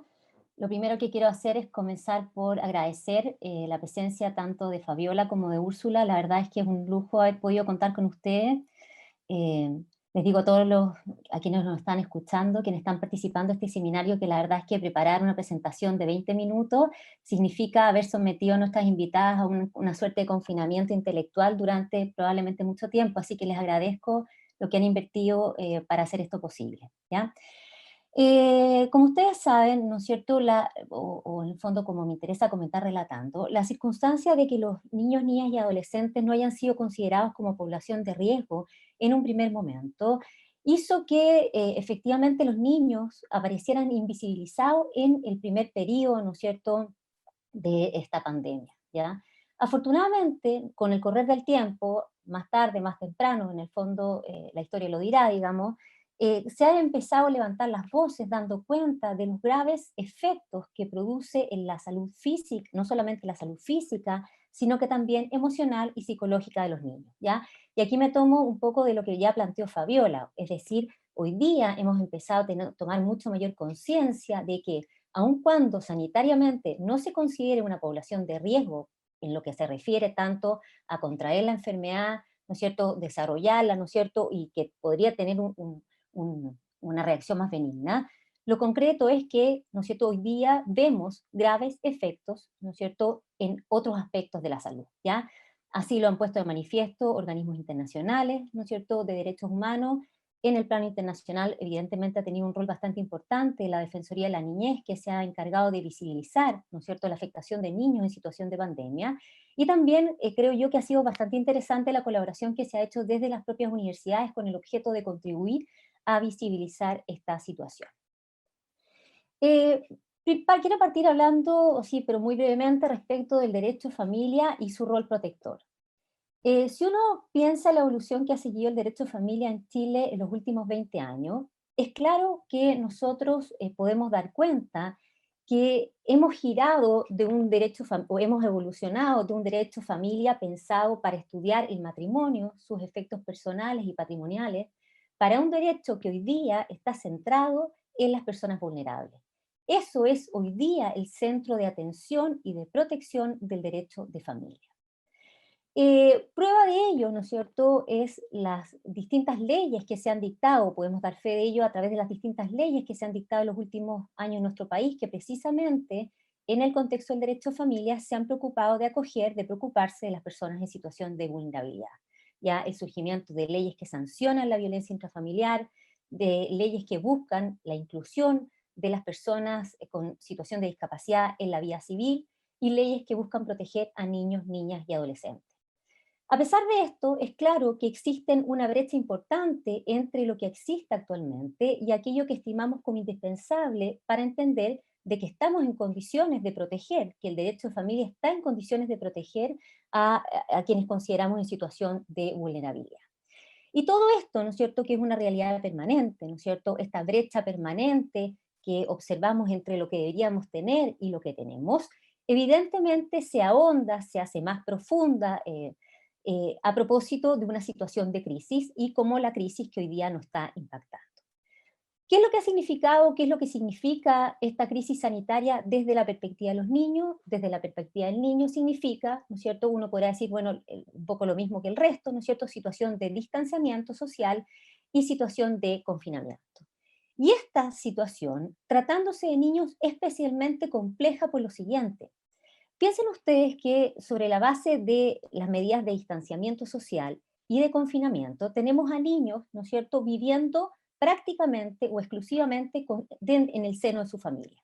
Y si bien es cierto, la familia es teóricamente la primera llamada a proteger los derechos del niño, bien sabemos todos que también en contextos de vulneración opera como el primer agente de vulneración de los derechos de niños y niñas, ¿ya? Basta ver lo que ocurre en materia de medidas de protección, por ejemplo, ¿no es cierto? Las medidas de protección, ¿quiénes son, en contra de quién se solicitan las medidas de protección? Son normalmente de los propios familiares, ¿ya? Y además, ¿no es cierto?, aquí es importante considerar que la situación de distanciamiento social hace que muchos de los agentes protectores que normalmente nosotros encontramos en la sociedad no estén funcionando. ¿Qué agentes protectores tenemos en Chile? Importante. Los colegios, las escuelas, los colegios, los liceos, los consultorios, ¿no es cierto?, establecimientos de salud. Son ellos quienes actúan a diario, ¿no es cierto?, como los primeros agentes que captan el riesgo, ¿no es cierto? Y cuando uno habla con estos profesionales, dicen, mire, nosotros no es que no estemos trabajando, pero nuestra posibilidad de pesquisa, nuestra sensibilidad obviamente es mucho menor, porque la sensibilidad parte de una cuestión conductual. Y cuando uno está llamando al usuario y recibe simplemente una llamada de teléfono, no es capaz de captar o de medir el nivel de riesgo. Por otra parte, ¿no es cierto?, esto me refiero a niños en situación, en contextos familiares.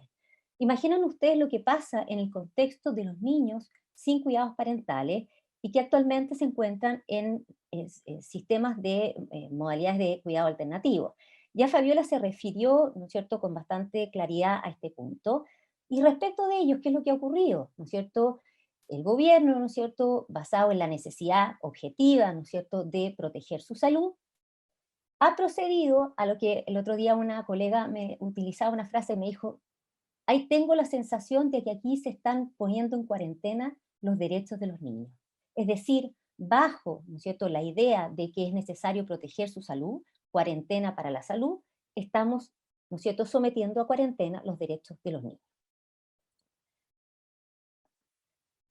Ahora, Los problemas, ¿no es cierto?, que hoy día observamos en relación a la infancia, ¿no es cierto?, a la infancia vulnerada, ¿son tan distintos de los que veníamos observando?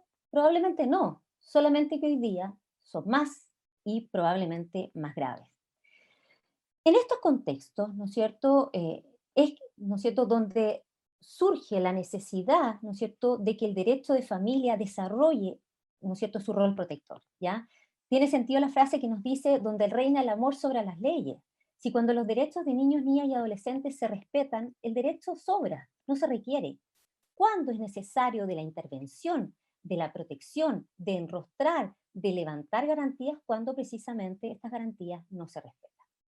Y en este contexto, ¿no es cierto?, el acceso a la justicia, la tutela judicial efectiva, aparece como una garantía indispensable para los efectos de respetar el resto de las garantías, ¿ya? Es decir, ¿no es cierto?, uno podría decir, esta vendría siendo la garantía de las otras garantías, ¿ya?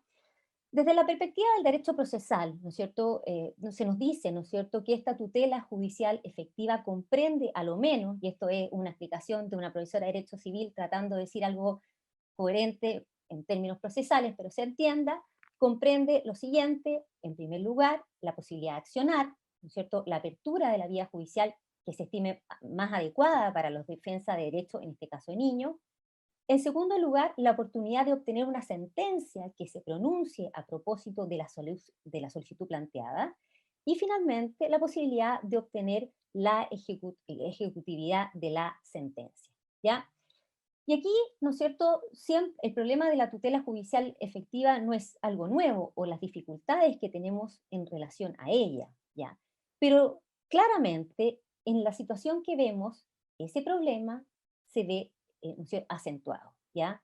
Si en términos normales resulta dificultoso accionar frente a situaciones de vulneración de derechos, imagínense hoy día. Ya les decía yo, estos agentes protectores con los que contamos a diario, ¿no es cierto?, tienen hoy día sus ojos cerrados, ¿no es cierto?, o tapados, no tienen el acceso directo a niños, niñas y adolescentes. El derecho a obtener una sentencia, ¿no es cierto? Efectivamente, nosotros hoy día tenemos considerado dentro de las medidas, o sea, de las causas, ¿no es cierto?, que corresponde tramitar, ¿no es cierto?, con la debida diligencia, ¿no es cierto?, las medidas de protección. Sin embargo, ¿no es cierto?, entre la solicitud y la sentencia, y para obtener una sentencia que realmente esté en condiciones de garantizar los derechos del niño, requerimos una serie de actuaciones, ¿no es cierto?, de distintos agentes, de poder funcionar en red, y esta red hoy día está en algunos casos directamente cortada. ¿Qué es lo que ocurre con la posibilidad hoy día, en el marco de la tutela judicial efectiva, de darle efectividad a los derechos, ¿no es cierto?, perdón, de darle ejecutividad a esta sentencia, o sea, hacer que se cumplan, ¿no es cierto?, los planes de intervención? Prácticamente nula, y creo que ya, de alguna manera, Úrsula lo tocaba a propósito de Argentina y Fabiola de lo que ocurre en Chile. Actualmente, ¿no es cierto?, como ustedes saben, se discute en el Congreso ya desde hace bastantes años una ley que pretende, ¿no es cierto?, hacer la bajada en el fondo de los derechos que se establecen en favor de niños, niñas y adolescentes en la Convención de los Derechos del Niño, mediante este proyecto de ley de garantía, ¿ya? Se trata de una ley que, como bien sabemos, debería haber sido la primera ley que se dictara en Chile, ¿no es cierto?, luego de ratificar la Convención de los Derechos del Niño. Sin embargo, hemos demorado mucho, 30 años es mucho, es la vida y las generaciones de varios niños, ¿ya? Y en el contexto de esa ley, ¿ya?, y por lo menos de acuerdo al último texto que por lo menos uno como público general puede acceder, ¿no es cierto?, el último texto que se aprobó, se refiere expresamente a la tutela judicial efectiva de niños, niñas y adolescentes, ¿ya? Y si uno lo lee, ¿no es cierto?, uno podría decir, bueno, este es un buen artículo desde el momento en que reúne lo que se refiere a esta garantía, tanto lo que existe actualmente en la Constitución Política, en la Convención de los Derechos del Niño y en la Ley de Tribunales de Familia. Es decir, si yo quiero saber cuál es esta garantía, en vez de tener que consultar todos estos textos, hoy día lo tengo en un texto único. Sin embargo, obviamente la pregunta es, ¿significa eso entonces un avance? ¿Es la explicitación de esta garantía una respuesta adecuada, frente a la necesidad de tutela judicial efectiva? Porque Hay que recordar, ¿no es cierto?, que el compromiso que adquieren los estados partes de la Convención de los Derechos se refiere a hacer efectivo aquellos derechos que se declaran en relación con la niñez, ¿ya? Y pareciera ser, ¿no es cierto?, que la sola explicitación de esta garantía, independientemente con el nivel de detalle, ¿no es cierto?, que se haga, no es la respuesta suficiente, ¿ya? ¿Es un problema nuevo el que estoy planteando? Lo tengo clarísimo que no lo es. Sin embargo, en situaciones de crisis pareciera ser que se acentúa, ¿ya? ¿Por qué? Porque no es una respuesta adecuada.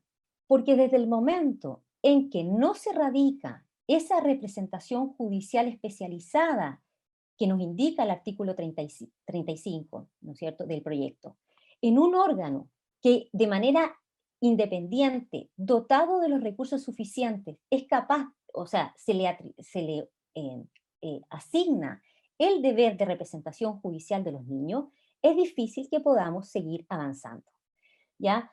Pensemos, por ejemplo, o sea, pensemos en la situación actual. Actualmente, la mayor parte de la representación judicial de niños, niñas y adolescentes es de cargo de los curadores ad litem.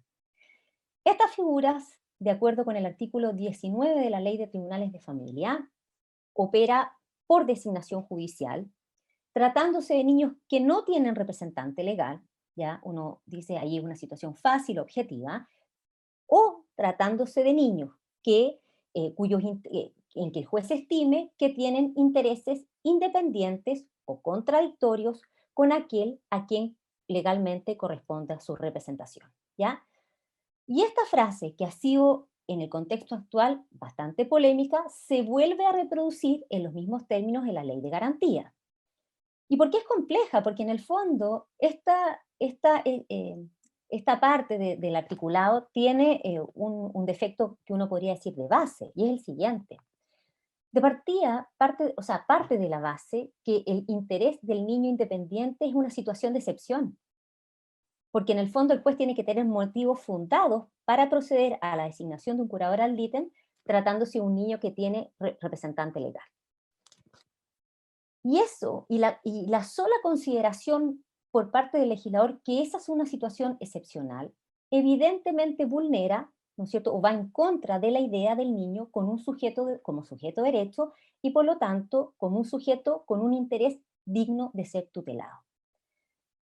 En segundo lugar, ¿no es cierto?, esto queda entregado a la prudencia del juez, y por lo tanto eso necesariamente permite, ¿no es cierto?, que se adopten criterios distintos, ¿ya? Pero además, poniéndonos, ¿no es cierto?, un poco en los zapatos del juez, ¿en qué momento el juez va a poder, ¿no es cierto?, determinar si efectivamente existen o no intereses contradictorios? Solamente lo podría hacer en la audiencia preparatoria.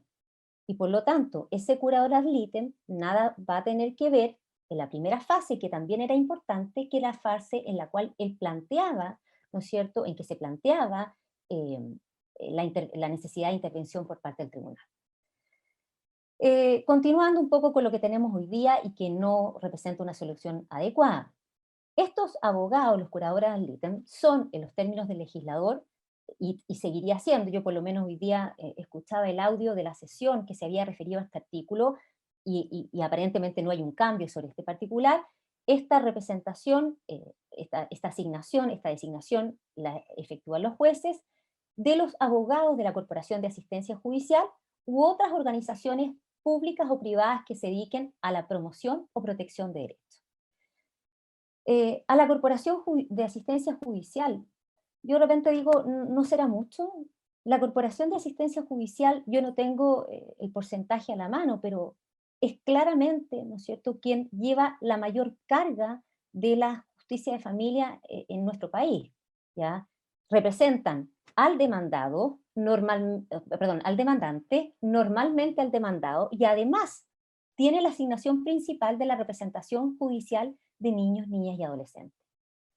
Por otra parte, ¿no es cierto?, si la designación la hace un juez a organizaciones públicas o privadas, en el fondo, y perdón, espero que no suene fea la expresión, pero eso significa que el Estado chileno satisface la garantía de tutela judicial efectiva recurriendo a caridad. Continuando un poco porque se seguiría manteniendo la misma órbita, El rol de los curadores ad litem normalmente termina en la sentencia, o sea, si nosotros volvemos al esquema original que yo planteaba, estaría, ¿no es cierto?, en la fase que va entre que se, ¿no es cierto?, se inicia el proceso y se dicta la sentencia. Claro, alguien podrá decir, bueno, pero los curadores ad litem son llamados normalmente en las causas de cumplimiento de medida de protección. Sí, pero no necesariamente va a ser el mismo curador ad litem, ¿no es cierto? Por lo tanto, la continuidad, la trazabilidad de la historia vital de ese niño naturalmente se rompe. Y por lo tanto es difícil seguir sosteniendo que ese curador ad litem ha sido su abogado, ¿ya? Me consta, ¿no es cierto?, porque he consultado con abogados de la corporación, que muchas veces ellos, bueno, piden que se les radiquen en ellos la causa, o internamente las oficinas se organizan de esa manera, pero el sistema no obliga, ¿no es cierto?, a que sea el mismo abogado, o legalmente no está obligado el mismo abogado a continuar en la fase de ejecución o de la causa de cumplimiento. Ahora, en Chile, ¿no es cierto?, es claro que hemos dado un salto importante mediante la implementación del programa Mi Abogado, surgió, ¿no es cierto?, como un programa del Ministerio de Justicia, destinado a brindar representación judicial especializada e interdisciplinaria a niños, niñas y adolescentes.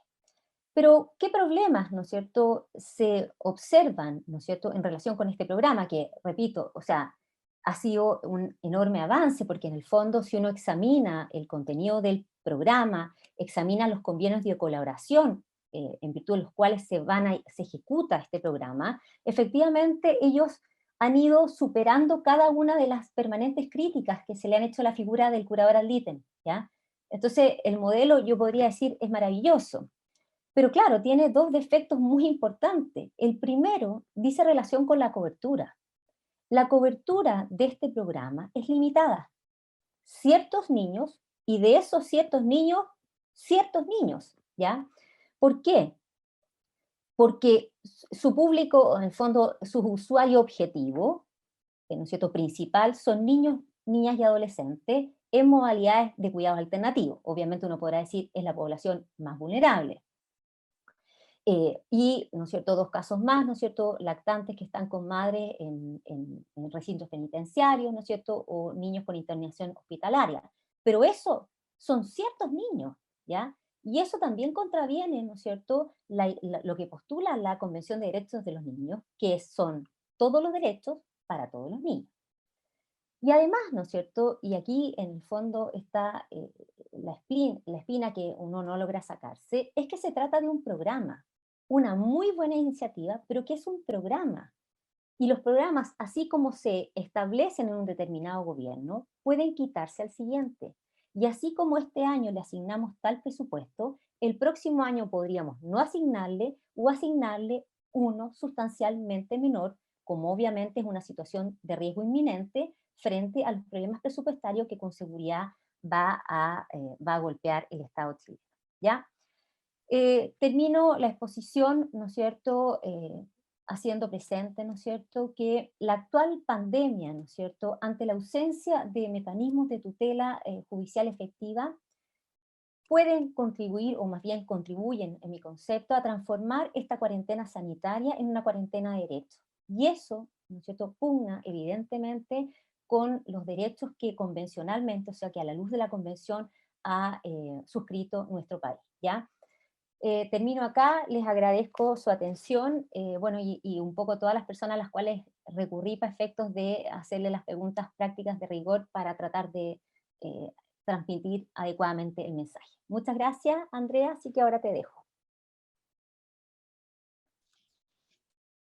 Bien, muchas gracias, Alejandra, por tu presentación. Yo creo que, bueno, hay varias cuestiones que pudiéramos conversar, varias, en realidad por razones de tiempo no podrá ser así, pero coincido con tu comentario, Alejandra, en relación con que efectivamente la cuarentena no es una cuarentena de derechos, ¿no? Eso yo coincido totalmente contigo, porque acá claramente ha habido un hilo conductor en nuestras ponencias que justamente dice relación con eso, digamos, o sea, con que frente a la crisis sanitaria, ¿no?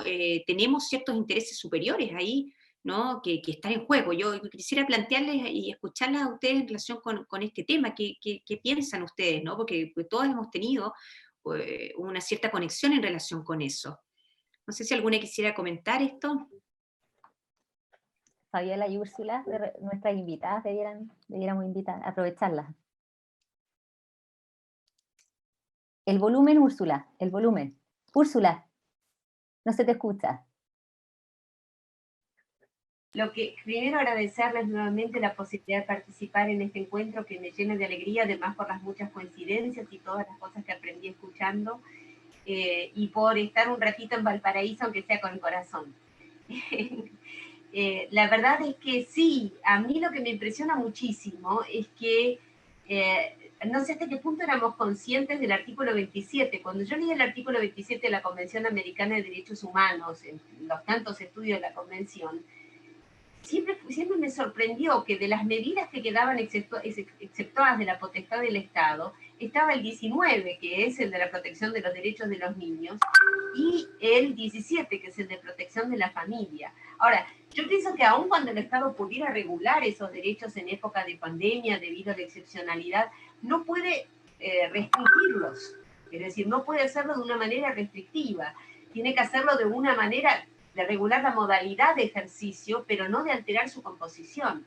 Entonces, me da a mí la sensación de que tanto en lo que respecta a los derechos de la infancia sin cuidados parentales y lo que respecta a los derechos de la infancia en las relaciones de familia, el Estado es garante del cumplimiento pleno de esos derechos, aunque puede alterar la modalidad en que ese cumplimiento pleno se realiza.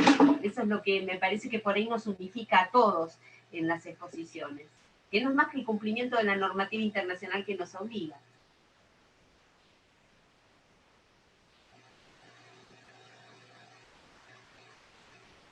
Yo quisiera comentar algo que tiene que ver con una pregunta que vi por ahí que estaban haciendo, que tenía que ver con las familias que no eran funcionales, ¿no? La pregunta decía algo así como, si yo estaba, me refiero a ella porque como no sé si la van a seleccionar para que yo la responda, pero que me pareció muy interesante porque decía si el concepto de familia a nivel constitucional era o no compatible con el interés superior del niño, considerando estas situaciones, ¿no? Y las familias que pueden resultar disfuncionales en estos contextos.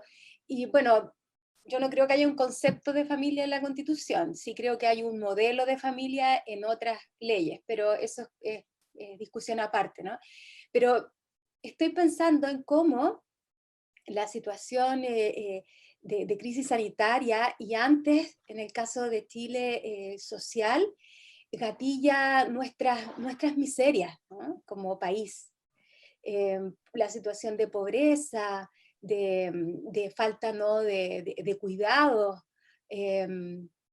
las discriminaciones se acentúan. Entonces, pienso que en estos momentos de dificultad es cuando la familia, ¿no? muestra sus grandes debilidades y, por cierto, también sus grandes fortalezas. Y yo, como quiero quedarme con algo positivo, ¿no? Pienso que es un enorme desafío para nosotros como chilenos, como chilenas, el tomar en serio cómo las familias hoy en día están constituidas de verdad. O sea, ahora, por ejemplo, podemos darnos cuenta de la importancia que tienen los abuelos en el cuidado de las personas que son, no sé, adolescentes o niños o niñas, no, bebés. O sea, los abuelos están más aislados que todos nosotros, por las razones que conocemos, y pucha que nos hacen falta, ¿no? Cómo la feminización del cuidado se hace muy patente ahora, ¿no?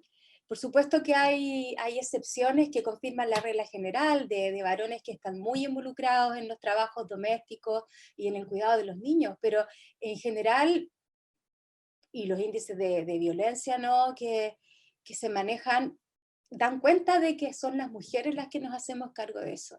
Y por otra parte también, como en situaciones de separación surgen ciertos roles, ciertas funciones que antes estaban invisibilizadas y que ahora surgen, ¿no? Como por ejemplo la ayuda que presta lo que en la Argentina es el progenitor afín, ¿no? O sea, cómo en el fondo las funciones familiares ya no están ancladas en este modelo nuclear, ¿no? Sino que se han extendido, se han diversificado. Y entonces ahí surge el desafío para nosotros de reconocer esa diferencia, ¿no? De cómo familias son más extendidas, asumen otros roles, otras funciones, cómo los progenitores afines ayudan, cómo las mujeres que crían solas, los hombres que crían solos, se han tenido que acomodar a estas circunstancias tan difíciles. Entonces yo me quedo con eso, ¿no? Como que el desafío para nosotros es reconocer en hipótesis de normalidad la importancia de los afectos, ¿no? De los cuidados, del respeto a estas personas que ayudan y que cuidan, y también en hipótesis de crisis como las que estamos viviendo y como las que quizás pueden venir, ¿no? En Latinoamérica hay muchos países con distintos conflictos, ¿no? Algunos armados, otros con conflictos económicos, otros con pobrezas, ¿verdad?, que se resisten a desaparecer. Y en Chile estamos viviendo una crisis social, ¿no? Y ahora esto, que cualquier tipo de desastre, ¿no? Por eso yo hacía alusión a las normas de los desastres, porque es importante prepararnos para eso, creo yo. Y con esta visión de enfoque de derechos, como decía Andrea. Yo quisiera comentar a propósito justamente lo que dice Fabiola, que coincido en forma pero fundamental ahí, a propósito, decía Fabiola, de los cuidadores, del que cuida, ¿no? Estoy de acuerdo con Fabiola que la mayoría de los casos es la mujer, ¿no?, la que cuida.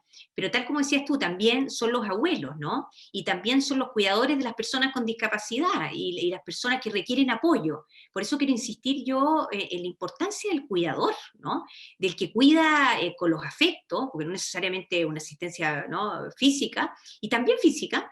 Entonces, insisto yo en la importancia que debemos nosotros darle concretamente a la regulación y a la proyección que tiene el cuidado, ¿no? El cuidado, el que cuida al otro, ¿no? Que es un acto de amor fundamental o un acto no necesariamente tampoco afectivo, pero generalmente lo es, y darle, ¿no?, la relevancia que tiene en el derecho de familia, ¿no? No sé si ustedes concuerdan conmigo, pero realmente la figura del cuidador y siempre está ausente, en cuanto a la regulación, a la presencia, es como si el cuidador fuera invisible, ¿no?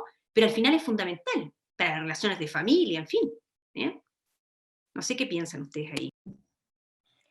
Bueno, yo solamente también un poco me tomo de lo que plantea la Fabiola, de que uno siempre tiene que tratar de ver de qué manera podemos avanzar. Y me gusta un poco ese llamado a hacernos cargo de los distintos modelos familiares, pero en serio.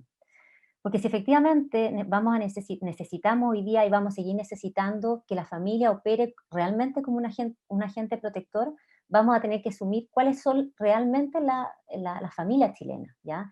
Y lamentablemente los modelos familiares que siguen manejándose a nivel legal son demasiado limitados de cara a lo que existe en la realidad, ¿ya? Pensemos, por ejemplo, lo que ocurre a propósito de los cuidados personales por terceros, o sea, ¿cierto? En Chile, ¿cuántos niños, niñas y adolescentes están bajo el cuidado de terceros en una situación absolutamente irregular? Porque nuestro sistema, para que éste pueda ser asumido, requieren que se declaren que los padres son inhábiles físicas y moralmente. Entonces, creo que yo me quedo con lo que plantea Fabiola y yo creo que ahí, bueno, está el gran desafío, tratar de sincerar cuál es la familia que nosotros tenemos, darle el valor que corresponde y apoyarla, ¿ya? Porque si cada vez la familia va a ser más necesaria, ¿no es cierto? Hoy día lo está demostrando que es así, es necesario hacerse cargo de eso. Así que eso es mi comentario en relación a lo que planteaba.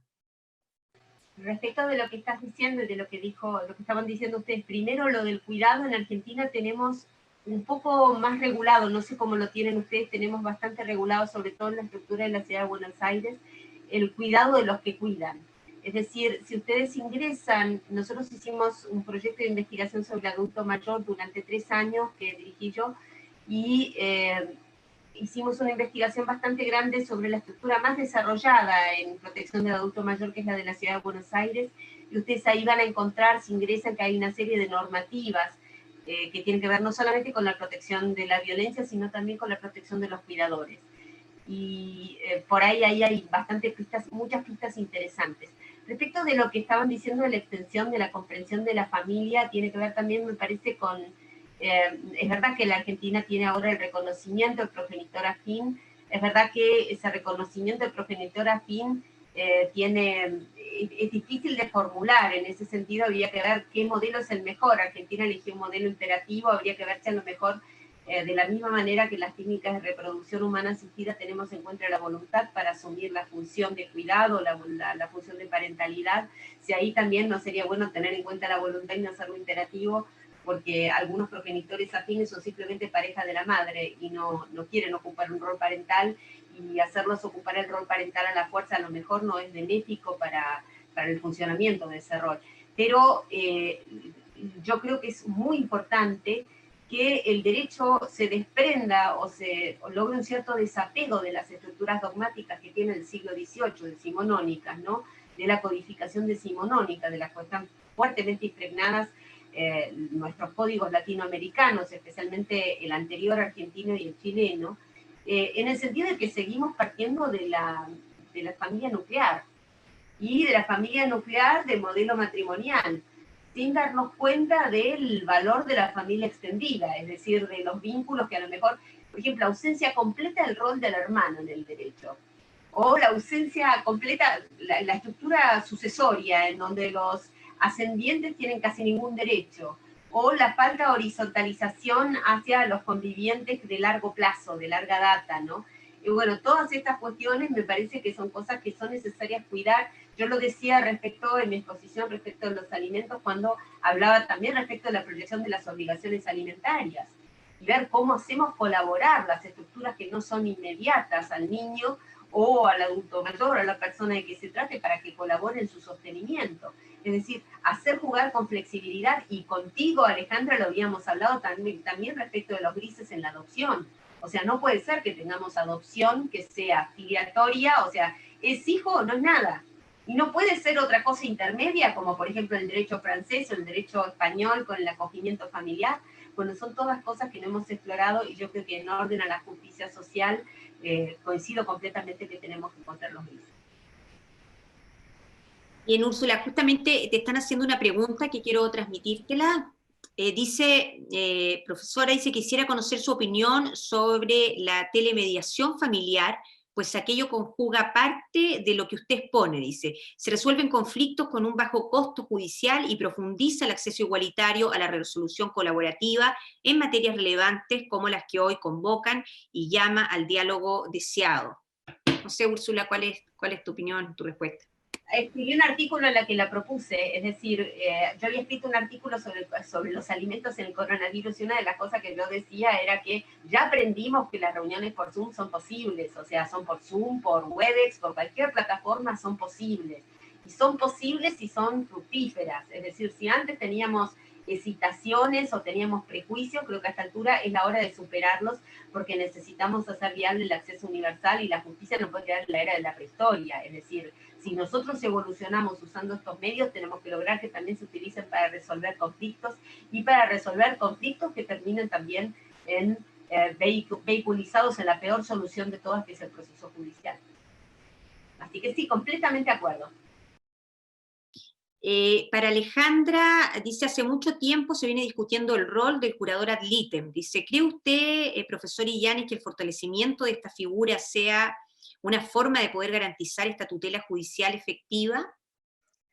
Esa es la pregunta. O sea, a ver, uno podría... el problema no es la figura en sí. Hay muchos escritos en Chile bastante críticos respecto al funcionamiento en nuestro país respecto a los curadores ad litem.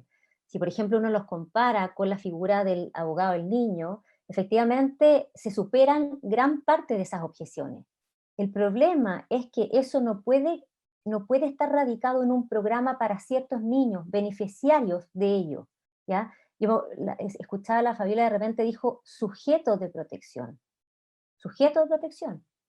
En circunstancias que nosotros hablamos, aunque no lo queramos y hablemos muy del niño como sujeto de derecho, decimos objeto de protección. ¿Y cómo lo transformas tú en sujeto si es que no le das esa defensa jurídica especializada radicada en un órgano autónomo que ejerce esa defensa? ¿Por qué los niños merecen menos defensa que los trabajadores, por ejemplo? o que los imputados en el contexto penal, si es que en el fondo esa es la pregunta, ¿ya? Por lo tanto, me parece espectacular que exista un programa, que avancemos, pero necesitamos los derechos en serio, ¿ya? Y por eso, de repente uno se pega, yo digo, uno se pega con las garantías, pero de repente dije, no, pues que hay que darle a esta, porque si no le hincamos el diente a esa, la verdad es que las otras es difícil poder cumplirlas. Eso, Andrea. Bien, con esta última respuesta entonces vamos a cerrar este seminario. Quisiera volver a agradecer a todos los que participaron. Sabemos que han hecho muchísimas preguntas, lamentablemente por razones de tiempo no podemos desarrollarlas todas, ¿no? Agradecemos a nuestra intérprete, a todo el soporte técnico que nos ayudó muchísimo, ¿no? Y a la gente que está detrás de nuestro, ¿no? Para desarrollar estos temas. Así que a seguir trabajando, las convoco siempre a eso y reitero mis agradecimientos entonces y nos volveremos a encontrar, espero presencialmente, sí, ¿no? Un abrazo a todos y doy por terminado el seminario. Que esté muy bien. Muchas Chao, gracias. chao.